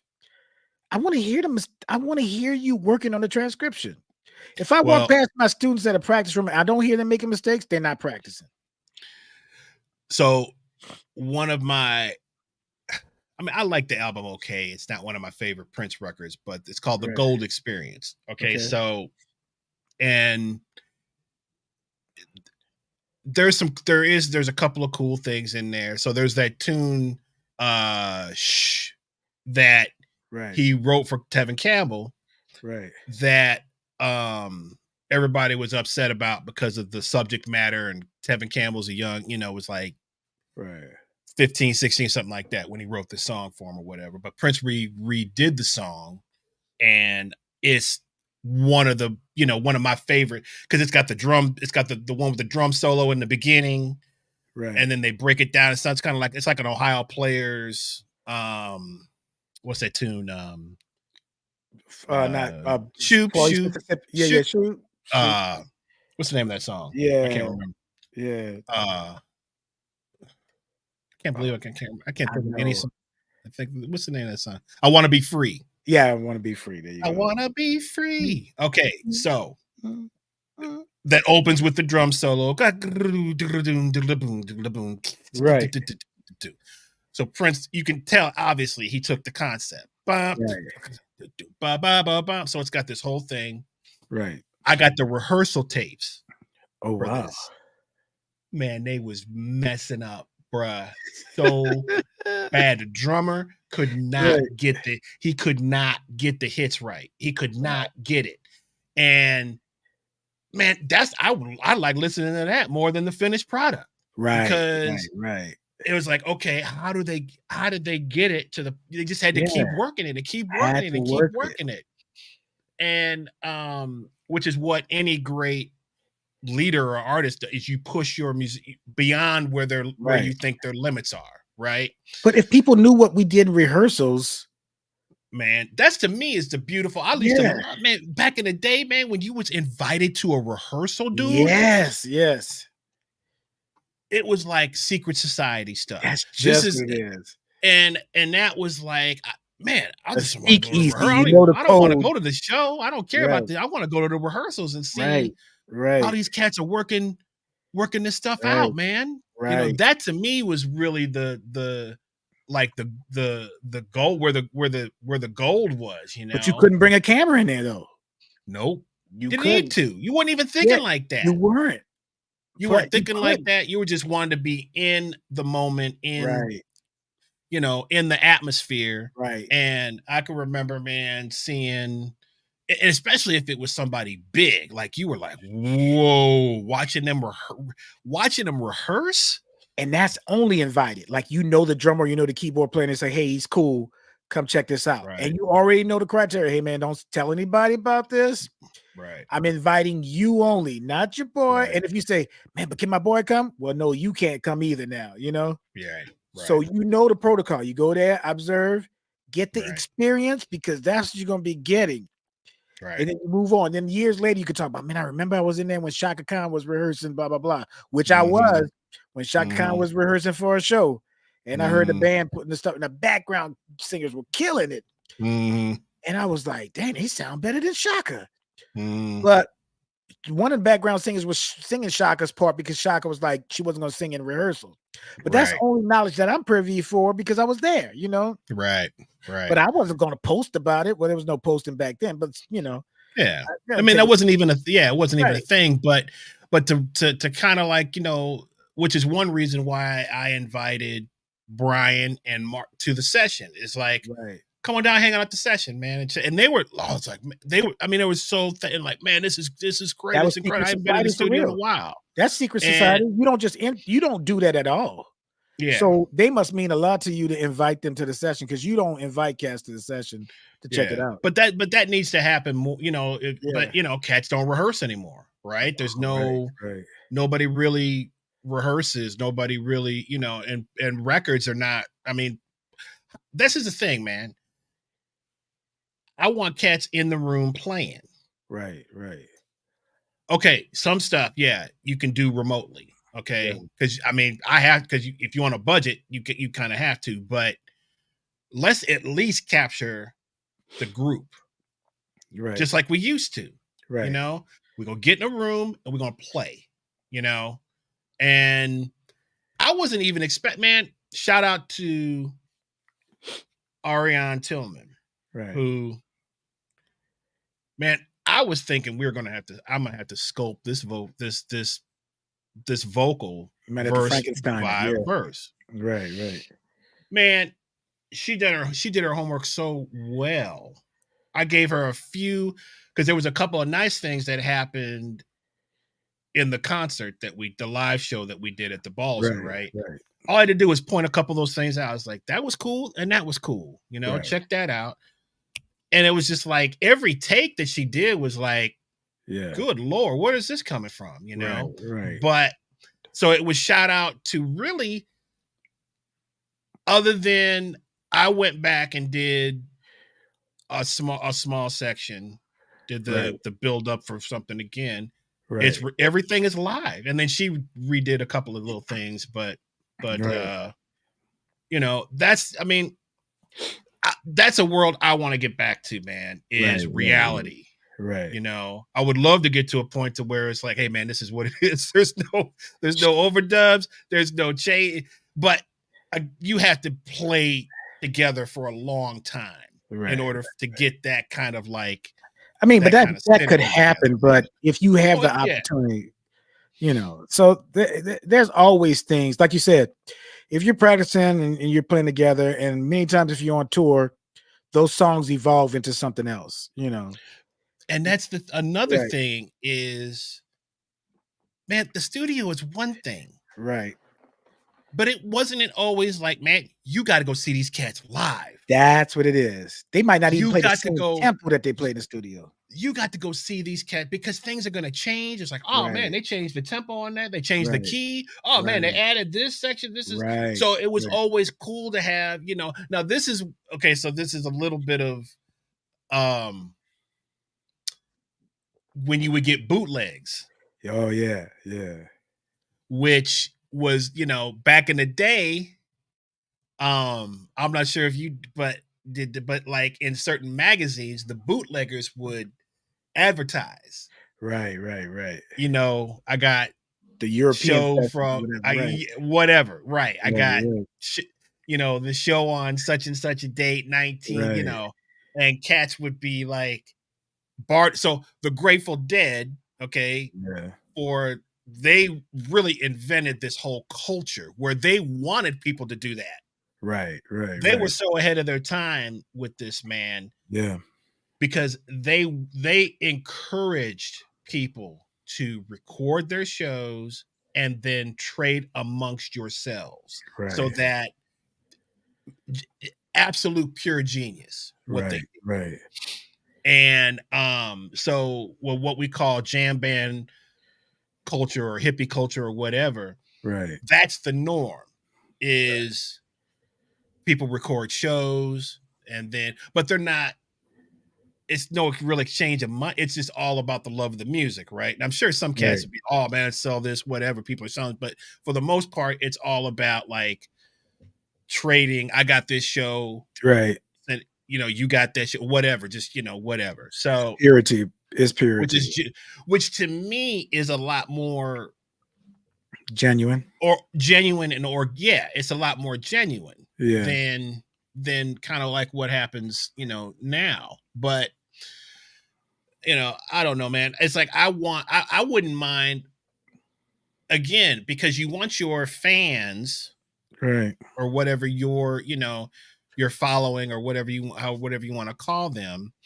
That's something you want to encourage. You want them to, because you want them to mix and you want them to mingle, Right. right? You want them. That's like how you set up your whole following. You Right. So Well, that's maybe it. he'll come back. Maybe the next generation will be like, I don't want it to be pristine. You know, maybe maybe that next generation is that. Like when my mom was coming up, the trend was to wear dirty white sneakers. My mom bought a new pair of sneakers. She immediately went and put dirt all on them. My grandma's like, "What are you doing?" She's like, "The style is to have dirty sneakers." Mm, Then, 10 years later, that's not the style anymore. So maybe the next group of cats will be more transparent. That's going to be a new thing. Corny jokes are in now, bruh. Dad jokes, that's in now, bro. I'd never go in that place say one of these jokes, bruh. right. But Right. that's in now. So maybe there's hope, bro. Maybe next cycle, people are like, Yeah. I don't want you to see all the perfection. Right. So Dan had another comment. He said it's the era of the highlight reel, I agree. but the imperfections are beautiful classic recordings with tuning and timeless timing issues, but vibe so strong. And that's exactly what we were talking about. Right. Is Right. you don't even think about. I put No. on Sly Stone Fresh. Yeah. Good Lord, it's all over the Yeah. place. It really was demos. He was Right. high, Right. and plus he was high out of his mind. Right. So but it's like, this is the closest thing was some of the D'Angelo stuff. He Yeah. Yeah. he he had that, it was kind of going back to that. He's a throwback anyway, isn't he? I mean, in many ways, D'Angelo's a throwback artist. Yeah, I mean, he's a product of, you know, Prince, Marvin Gaye, right? You know, That's the not throwback for you. 70s. That's No, not what I'm throwback enough saying, for you? but what I'm saying is, let me finish. We in the 2000s, bro. 70s soul, but Right. he's also a hip hop kid. Right. Oh, see, you didn't let me finish, bruh. No, See? but wait. Okay. What hip hop? What hip hop is he? Okay, that's a great question. There's 90s hip hop that he might be more influenced by than Please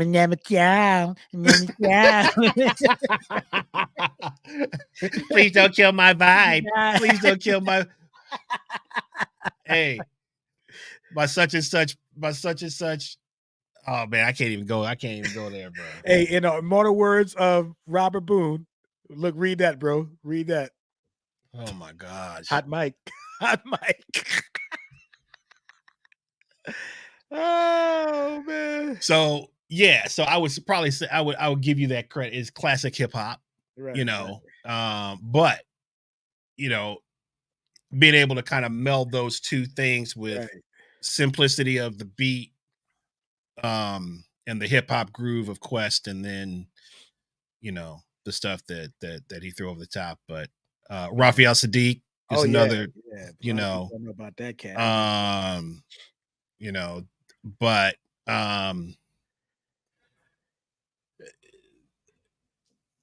it's like, and then everybody jumps on that, right? Yeah, it's like, dude, formulaic. Nah. It's gonna be a formula after a while. Everything, bro. But it's not genuine.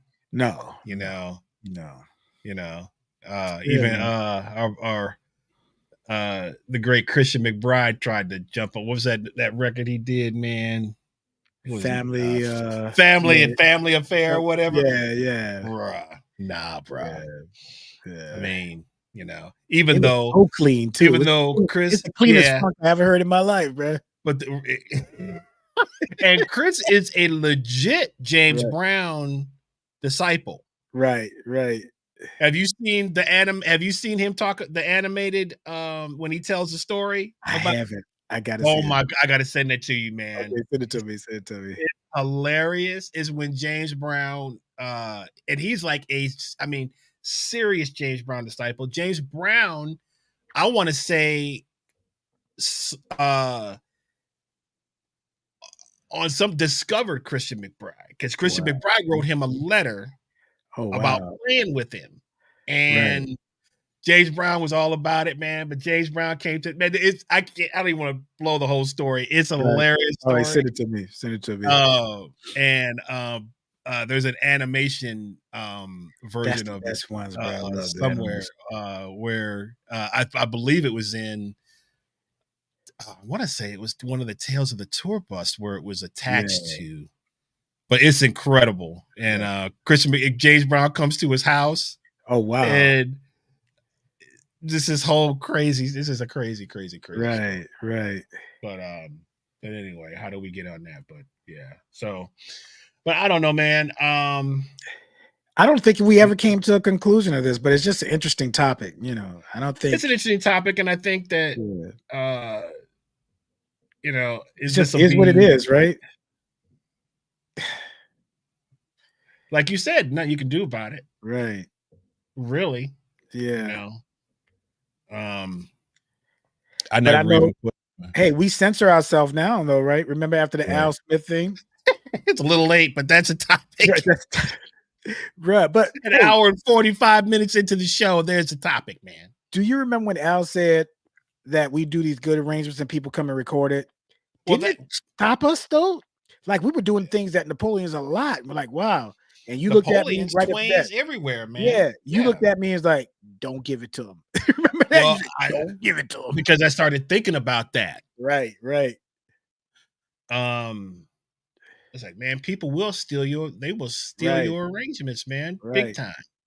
So we're playing safer now. It's still, but it's still undeniable. You're gonna go there eventually. because you're yeah. not, you can't think like that. But But I think about it when I see, let's say regular people come up. I think about it big time. Hot mic, but I think about it. It's gonna be straight up and down, bruh. Straight mhm, vanilla, no bean, bruh. mhm, mhm. I I don't hear even that want a one, speck of vanilla bean in this bad boy. It's gonna be straight up vanilla, bruh. man. Get him out of there next. Oh man. It's sad, Well, but hey, I got to think about it now. It opened my eyes up to some stuff, bruh. man. Well, thank you guys for joining us tonight. I think we're going to go ahead and call it there. If Yeah, you're on YouTube, please give us a like, follow, subscribe to the channel. right. If you're on Facebook, um, we have a Facebook page where you can follow us on Facebook. Um, share the stuff if you dig the streams. I wish we could do more streams, man. But uh, we want to try to get some more stuff, because really when you it's amazing, like but a lot of these guys, man, they turn this into a job, you know. Yeah, um yeah. and they're streaming quite often. But I would probably, we could collaborate with some other people, because I mean, I you need know people to video me. I don't. I do a poor job of doing it. I don't set up my phone. You set up your stuff way more than I do, and and sometimes I don't even do it, like, I mean, because I you should do it forget. more. But I should do it more because look, I'm in the business of selling people on a program to go to school for music. And shouldn't they see me doing stuff so they could be like, "Oh, there's a person making a living doing what I want to do." So, Right. in that respect, Brian, shout out to you, man. If you ever want to kind of video some stuff and be like, "Okay, hey, we can get these little clips out there," I'd pay you something for it, bro. Because Hmm. I don't post enough. So yeah, let's talk Hmm. about that if I can get some cats Hmm. to do it. I mean, that's a great idea, and again, that's a way to. Or if he wants to donate his time, you know what I'm saying? To Right. any of that. um But hey, yeah. I mean, somebody told me, it was like, I think it was Robert Boone, actually, said, man, if you got an old phone, just save that phone, Yeah. take everything, which is I did. But that Right. thing sits in my I forget to bring it, Yeah. um and That then when I do remember, and then it's like I got so much stuff on my own, so it'll right. capture the first 2 minutes, and then it's got, because I forget to take, so I can have the Right. room on the phone to do it. But Right. I think it's important, but at the same time, it's kind of a pain in the butt, man, because Everything is now, it can man. consume you, man. Like I was, I was in a groove with that for a while, but it was like, man, this is taking up too much of my time. Edit, posting, all of that, It's there's a taking lot. too much of my time, and I'm like, what am I really gaining from this, other than, no, really, it kind of hit me. I was like, man, what am I? Right. And But once then, you start, you can't stop. You can't be like, I'm gonna take 2 weeks off. Then it's like, okay, I'm gonna stop looking at it. well, and yeah, because then it gets in your head. Oh man, I gotta do. Right. But then the worst thing, dude, is like, I'm telling you, man, it takes over all your thoughts. Right. All you're thinking about is, Right. then you're trying to get out ahead of stuff. So you're gonna take 2 days and just do a bunch of recordings. And Yeah. Yeah. I'm That's the way to do I it. just, man, I Yeah. got to a point where I was just like, man, Mancini, that's a perfect. I mean, it is annoying, but it can be lucrative. So, but how do you get it to a lucrative place? Man, do That's you the hire whole. somebody to do it for you? You be the artist, man. You hire somebody to come in there, send it to you, like, okay, post this, post that, post that. I mean, in a perfect world, somebody you would trust could do that. Get the angles that you need, all that kind of stuff. But how do again, that's got to be like, they got to be at every gig.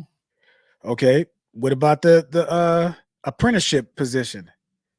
Cats used to bring coffee for people. Go get me coffee. But you're in the room, you're learning, but your duties Right, is to do menial tasks and get right. coffee. So if I got a piano student there, I'm like, hey, bro, sit next to me. You're gonna learn, but I want you to capture this. Capture this for me Mhm. and whatever. Or here's the Mm. inside. Need you to answer some emails. I need you to do that. I'll give you credit for it in school, whatever. But can you even do that anymore? Man, see, he said you set up the phone. And make them edit it later. Put that up, man. Set up the phone and make them edit it later. Minions. Video minions, not vixens. Video minions. I mean, it's like amazing what you see, and they Bro, how do it many with their artists though? phones, man. How many artists back in the day, if you was on a gig, you had to drive them to the gig. That's how you Oh got on the yeah. gig. Well, there's all different types of levels of Right, right. of Set up my internship. drums, right? Set up my drums, and I'll let you come in. You can eat with the band too. No question. I was trying Yeah. to make something that happen over the holidays. I couldn't get a bite, dude. Right, Like right. I had family stuff going on. I Right. tried, but I tried kind of late. You said I couldn't get anybody to bite. Oh, that was the I best couldn't thing get right anybody to. I was gonna pay him though, there. Right. Oh man, that's you know. good. But Oh man. that's something we got to think about, man, for real. Yeah. But it's I don't know. Social media is in a weird place right now because Right.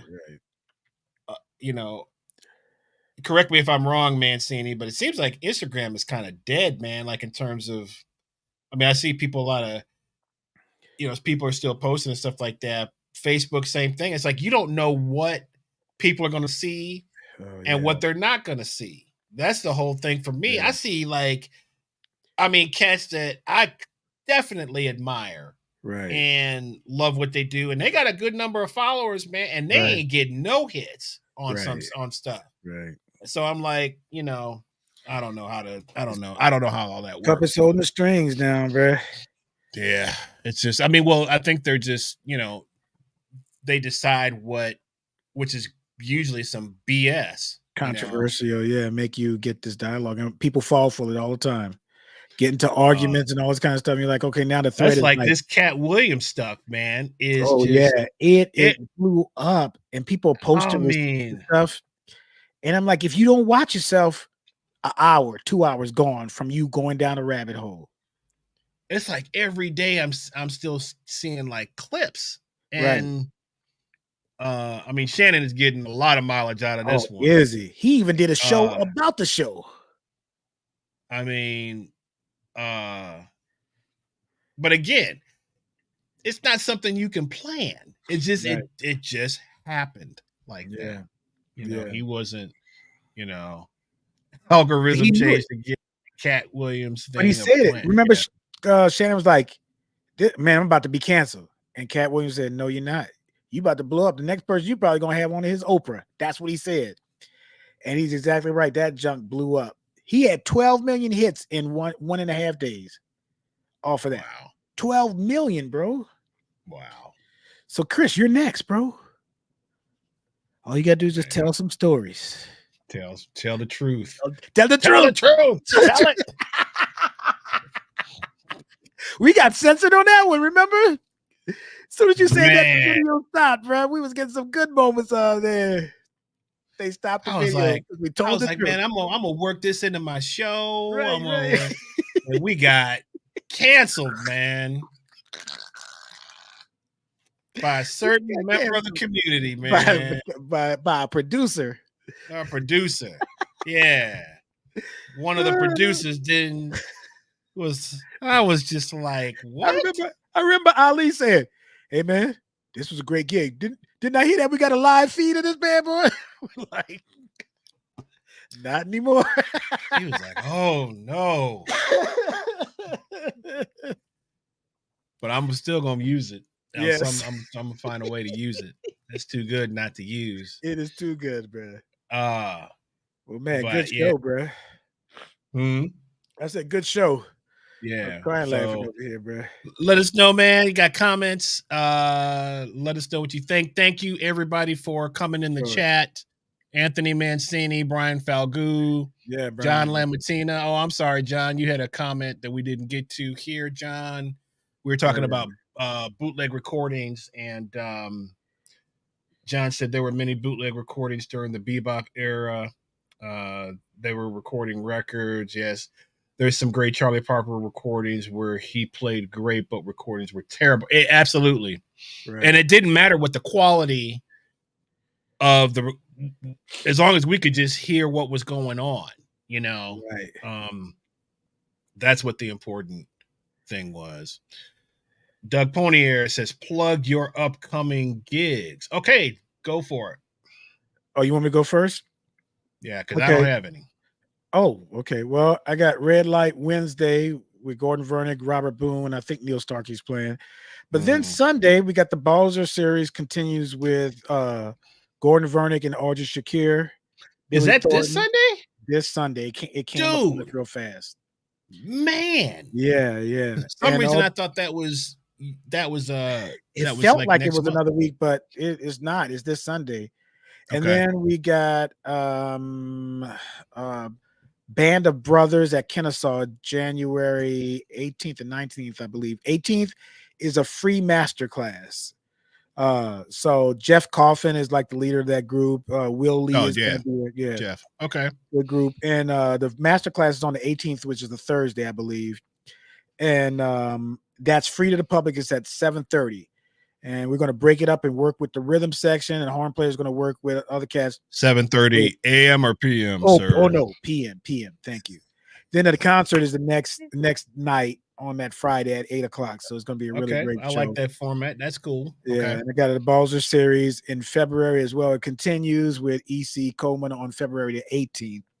Cool. Craig Shaw, a percussionist out of D.C. named Dominique. And flute player named AT.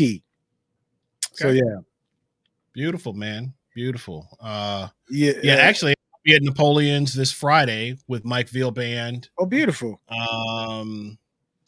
Yeah, that starts I think at 9, something like that. Okay, and cool. And then we'll be back at I'll be back at the section on Monday. Yeah. Actually, I'll be with Mike tomorrow night, also at 10 Rue, 8:30 to 12, and then Friday at Napoleon's with the guys. So and look out for the CB Collective coming close. So guys, really support that when it comes out. I want you to figure out how to purchase it. I don't know how we could do that, but anyway, I want you to see. Doug had a question. Doug said, "Will Lee from the World's Most Dangerous Band?" That Will Lee? I don't know what the World's Most Dangerous Band is. Well, Will Lee, that's from the Letterman Band, I think is what he's talking about. Yeah.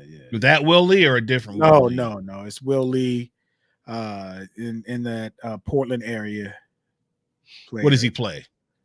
You know what he plays. Will Lee? Yeah.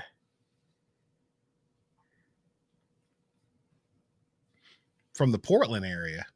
Yeah, isn't Will in the Portland area?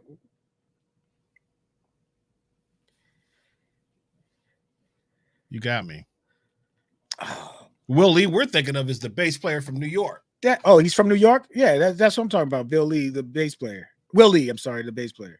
Oh, so it is Will Lee. Yeah, it's Will Lee. Is he from the Most Dangerous Band? What's that? Yeah, he was in the Letterman Band for years. I didn't know that. Oh, he's on every, man. He's like so that Will Lee is playing with Jeff Coffin? I think so. I'm pretty sure. That's what I think it is. Okay. Well, that's cool. Yeah. I might have to run up there and check that out. Right. World's Most Dangerous Band. Let's see. Yeah, it's Will Lee. But is he playing? He's playing bass. Yeah. Mancini.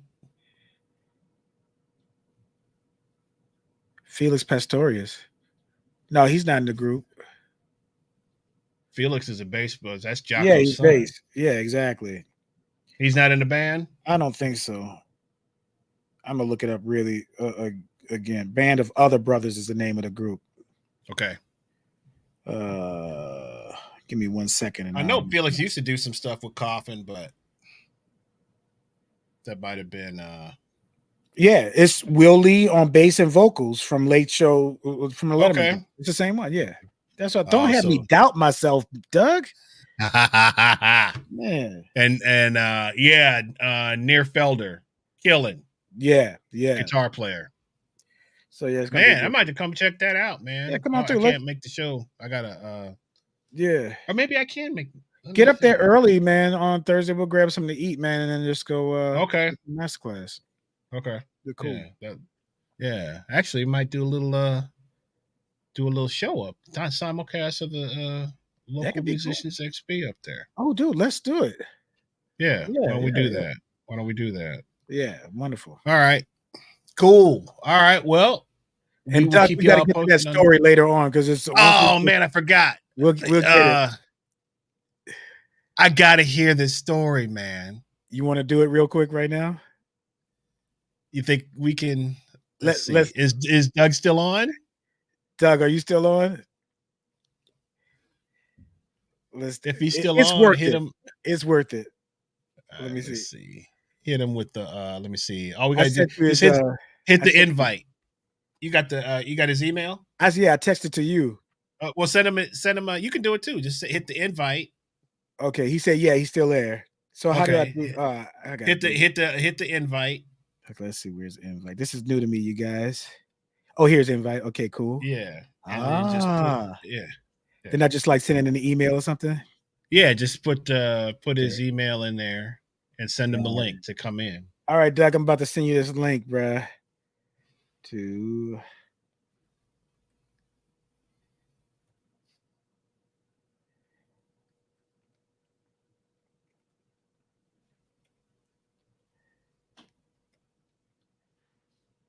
Yeah, there we go. There we go.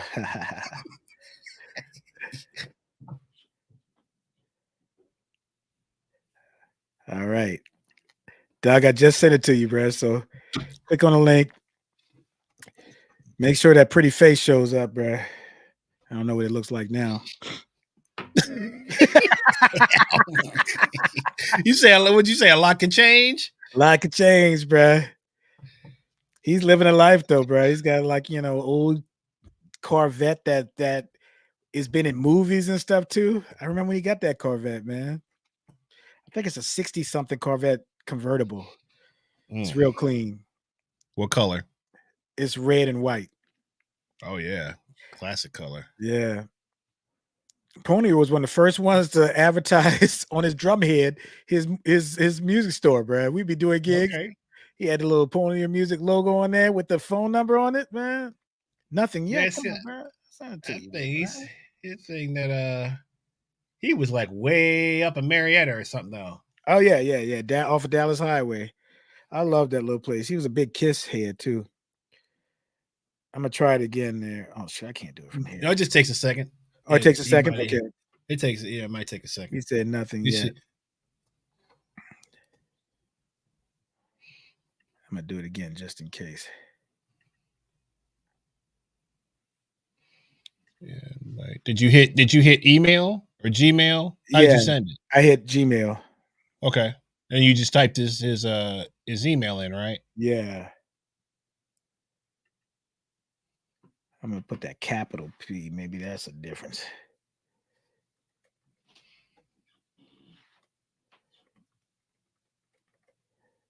I'm learning something. I didn't know I could do this. Let's see.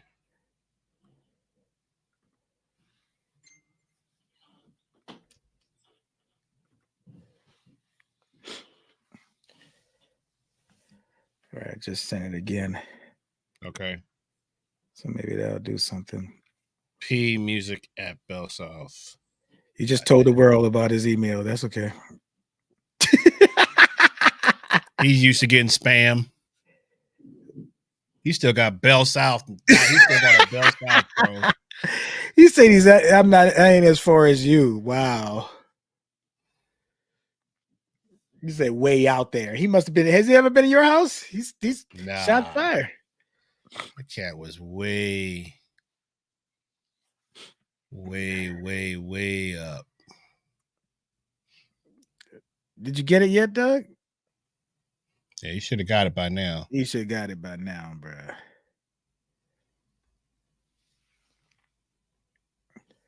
Just make sure.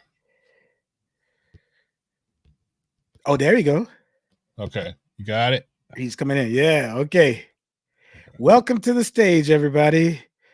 Doug Ponier, or like my brother used to say, Doug Ponier, because he thought he was from Louisiana.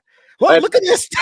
Bro, what you got? A leopard skin? What you got? You got the leopard skin? You got the leopard scarf, bro? This is my Elvis robe from Graceland. Oh my goodness. Oh, that's worse. All right. I was in bed. I didn't know I'd be on camera. I thought I would just be. I thought it'd just be like radio.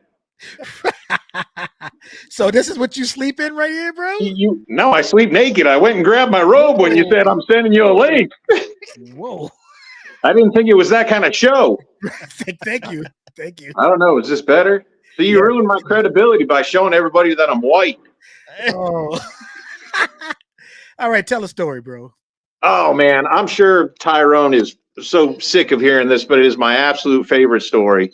First, I have to say, I love Tyrone to death.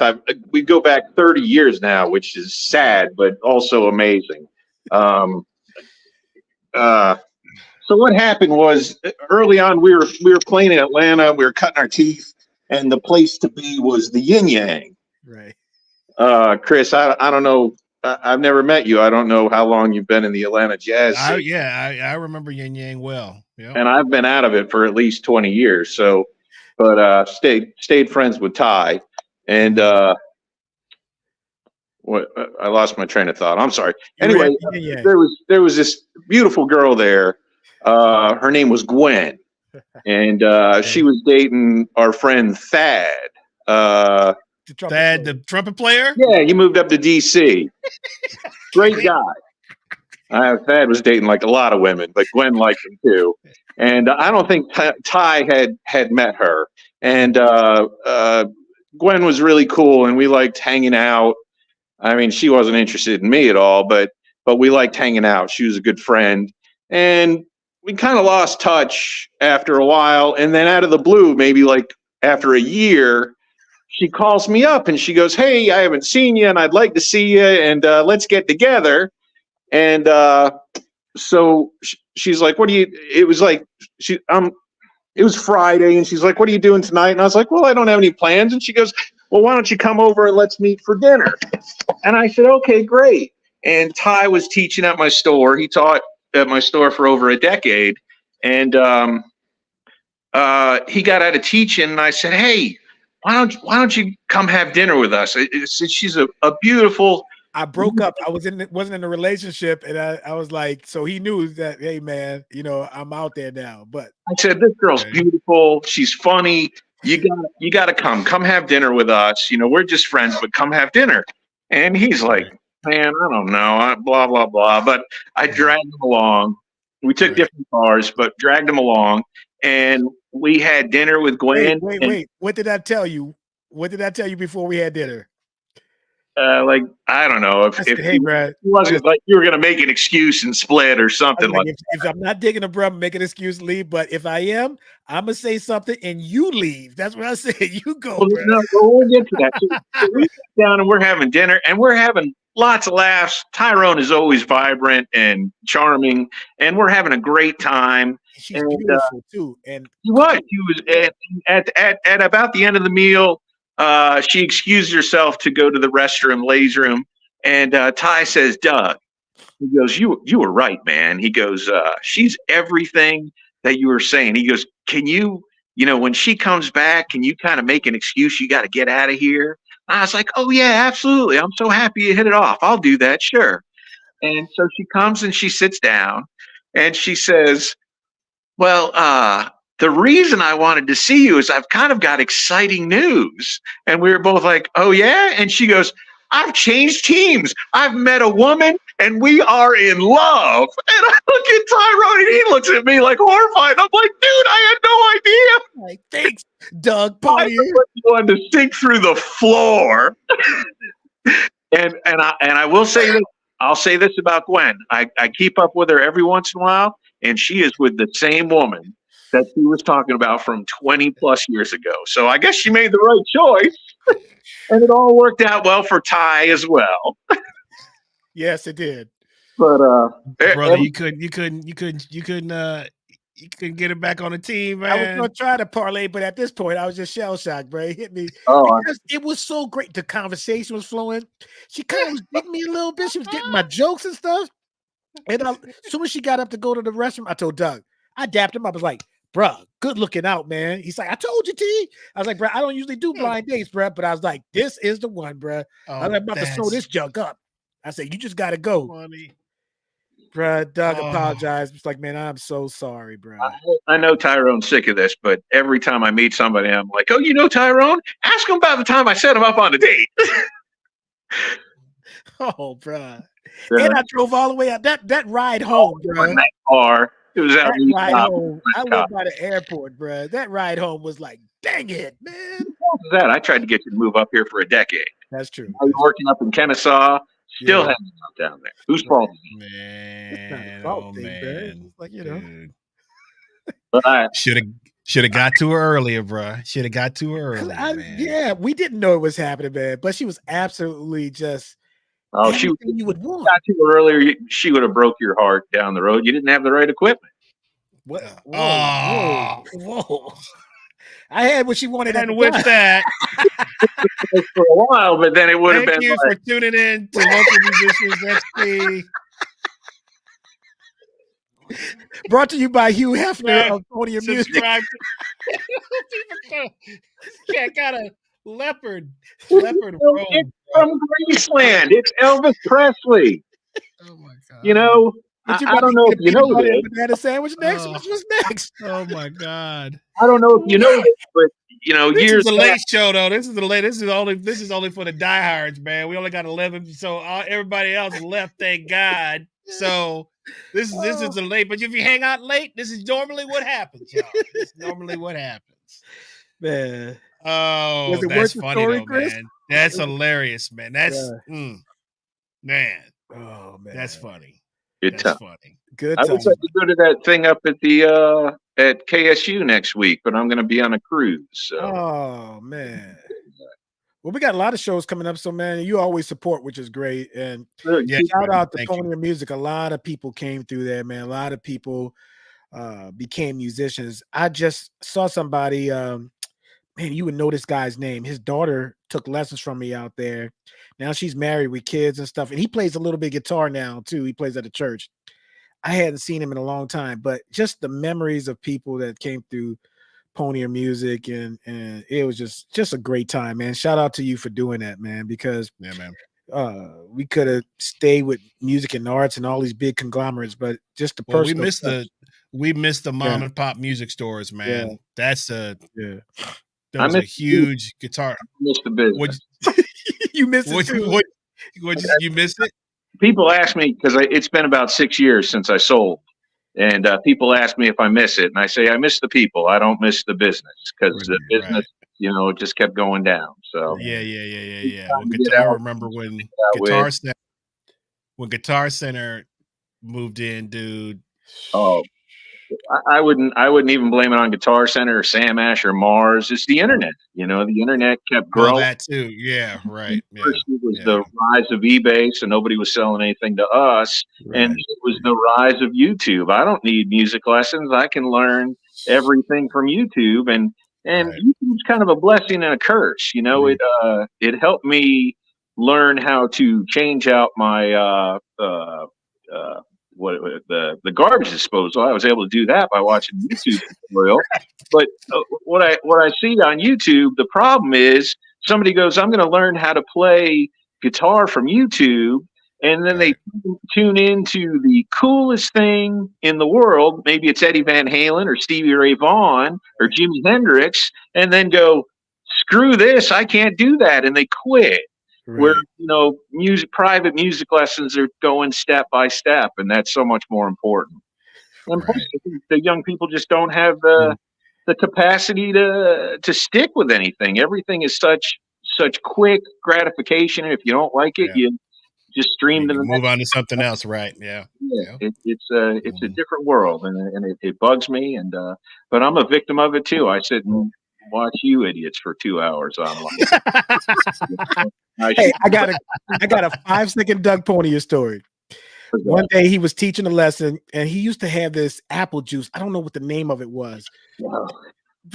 So it was like it didn't have a label on it, right? It was dark. Well, it kind of looked like they were the little jugs. They were little like half-gallon jugs of apple juice, and I would keep them in a mini fridge in my studio. And I guess they kind of represented, or they kind of looked like whiskey jugs would look like. And do you want to tell it? You want to tell it? Yo, go ahead. You got it. Tell it. So this mother comes in one day, and she says, I'm sure a mother of one of my students. She goes, I'm sure this is nothing, but little Jimmy claims that you're drinking whiskey during your lesson. And at first I just looked at her like, what are you talking about? And then I realized, well, that the little jugs kind of look like, so I went and grabbed the jug and I showed her. I said I was tired. I tried to stop drinking 6 sodas in 4 hours because it's not good for me. And I just showed her how I was the only one drinking it. So I would just drink it right out of the jug and put it on the floor. And so we had a good laugh about it. She left. She was satisfied. And then the next lesson I taught him, I didn't really think anything about it until I went down to grab it. And then I remembered, and I nudged him. And I go, hey, you want some whiskey? He did not. Popped out of his head. I know it. That's the best one, bro. Bro. All right. With that, thank you so much for joining us tonight. This is gonna be we got a whole nother show going here. Right. But shout out to everybody that was in the chat. Yeah. Going back, Mancini, Brian, John, Robert, Dan, oh man, Teresa was in. I didn't even see Chalden. her. I did see Chalden her. was in too. Chalden, George Sluppick, Boone, Daniel Watanis. Oh, Scott Meter dropped in. I missed that one. Too. Yeah. Tia, of course. Thank you so much for your support. Chris Alpierre, there's a cat, man. Wow, I haven't seen that cat in a while. Man. Russ Rogers, Brian Andrews, Isaiah, Mark Podhorzer, and of course, the man, the myth, the legend that's live with us now, Doug Ponier. Thank you so much for having me. And thank you, hey, man. Great stories. And that robe is given, bro. That robe, man. I man. Listen, I'm sure you'd like this more than hey. Oh, and with that, we will see you later, Doug.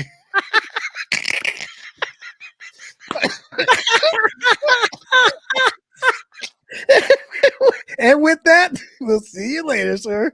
Oh, go get us canceled, bro. Cancel before we get started, bro. Get us taken down. Look like you need a tan too.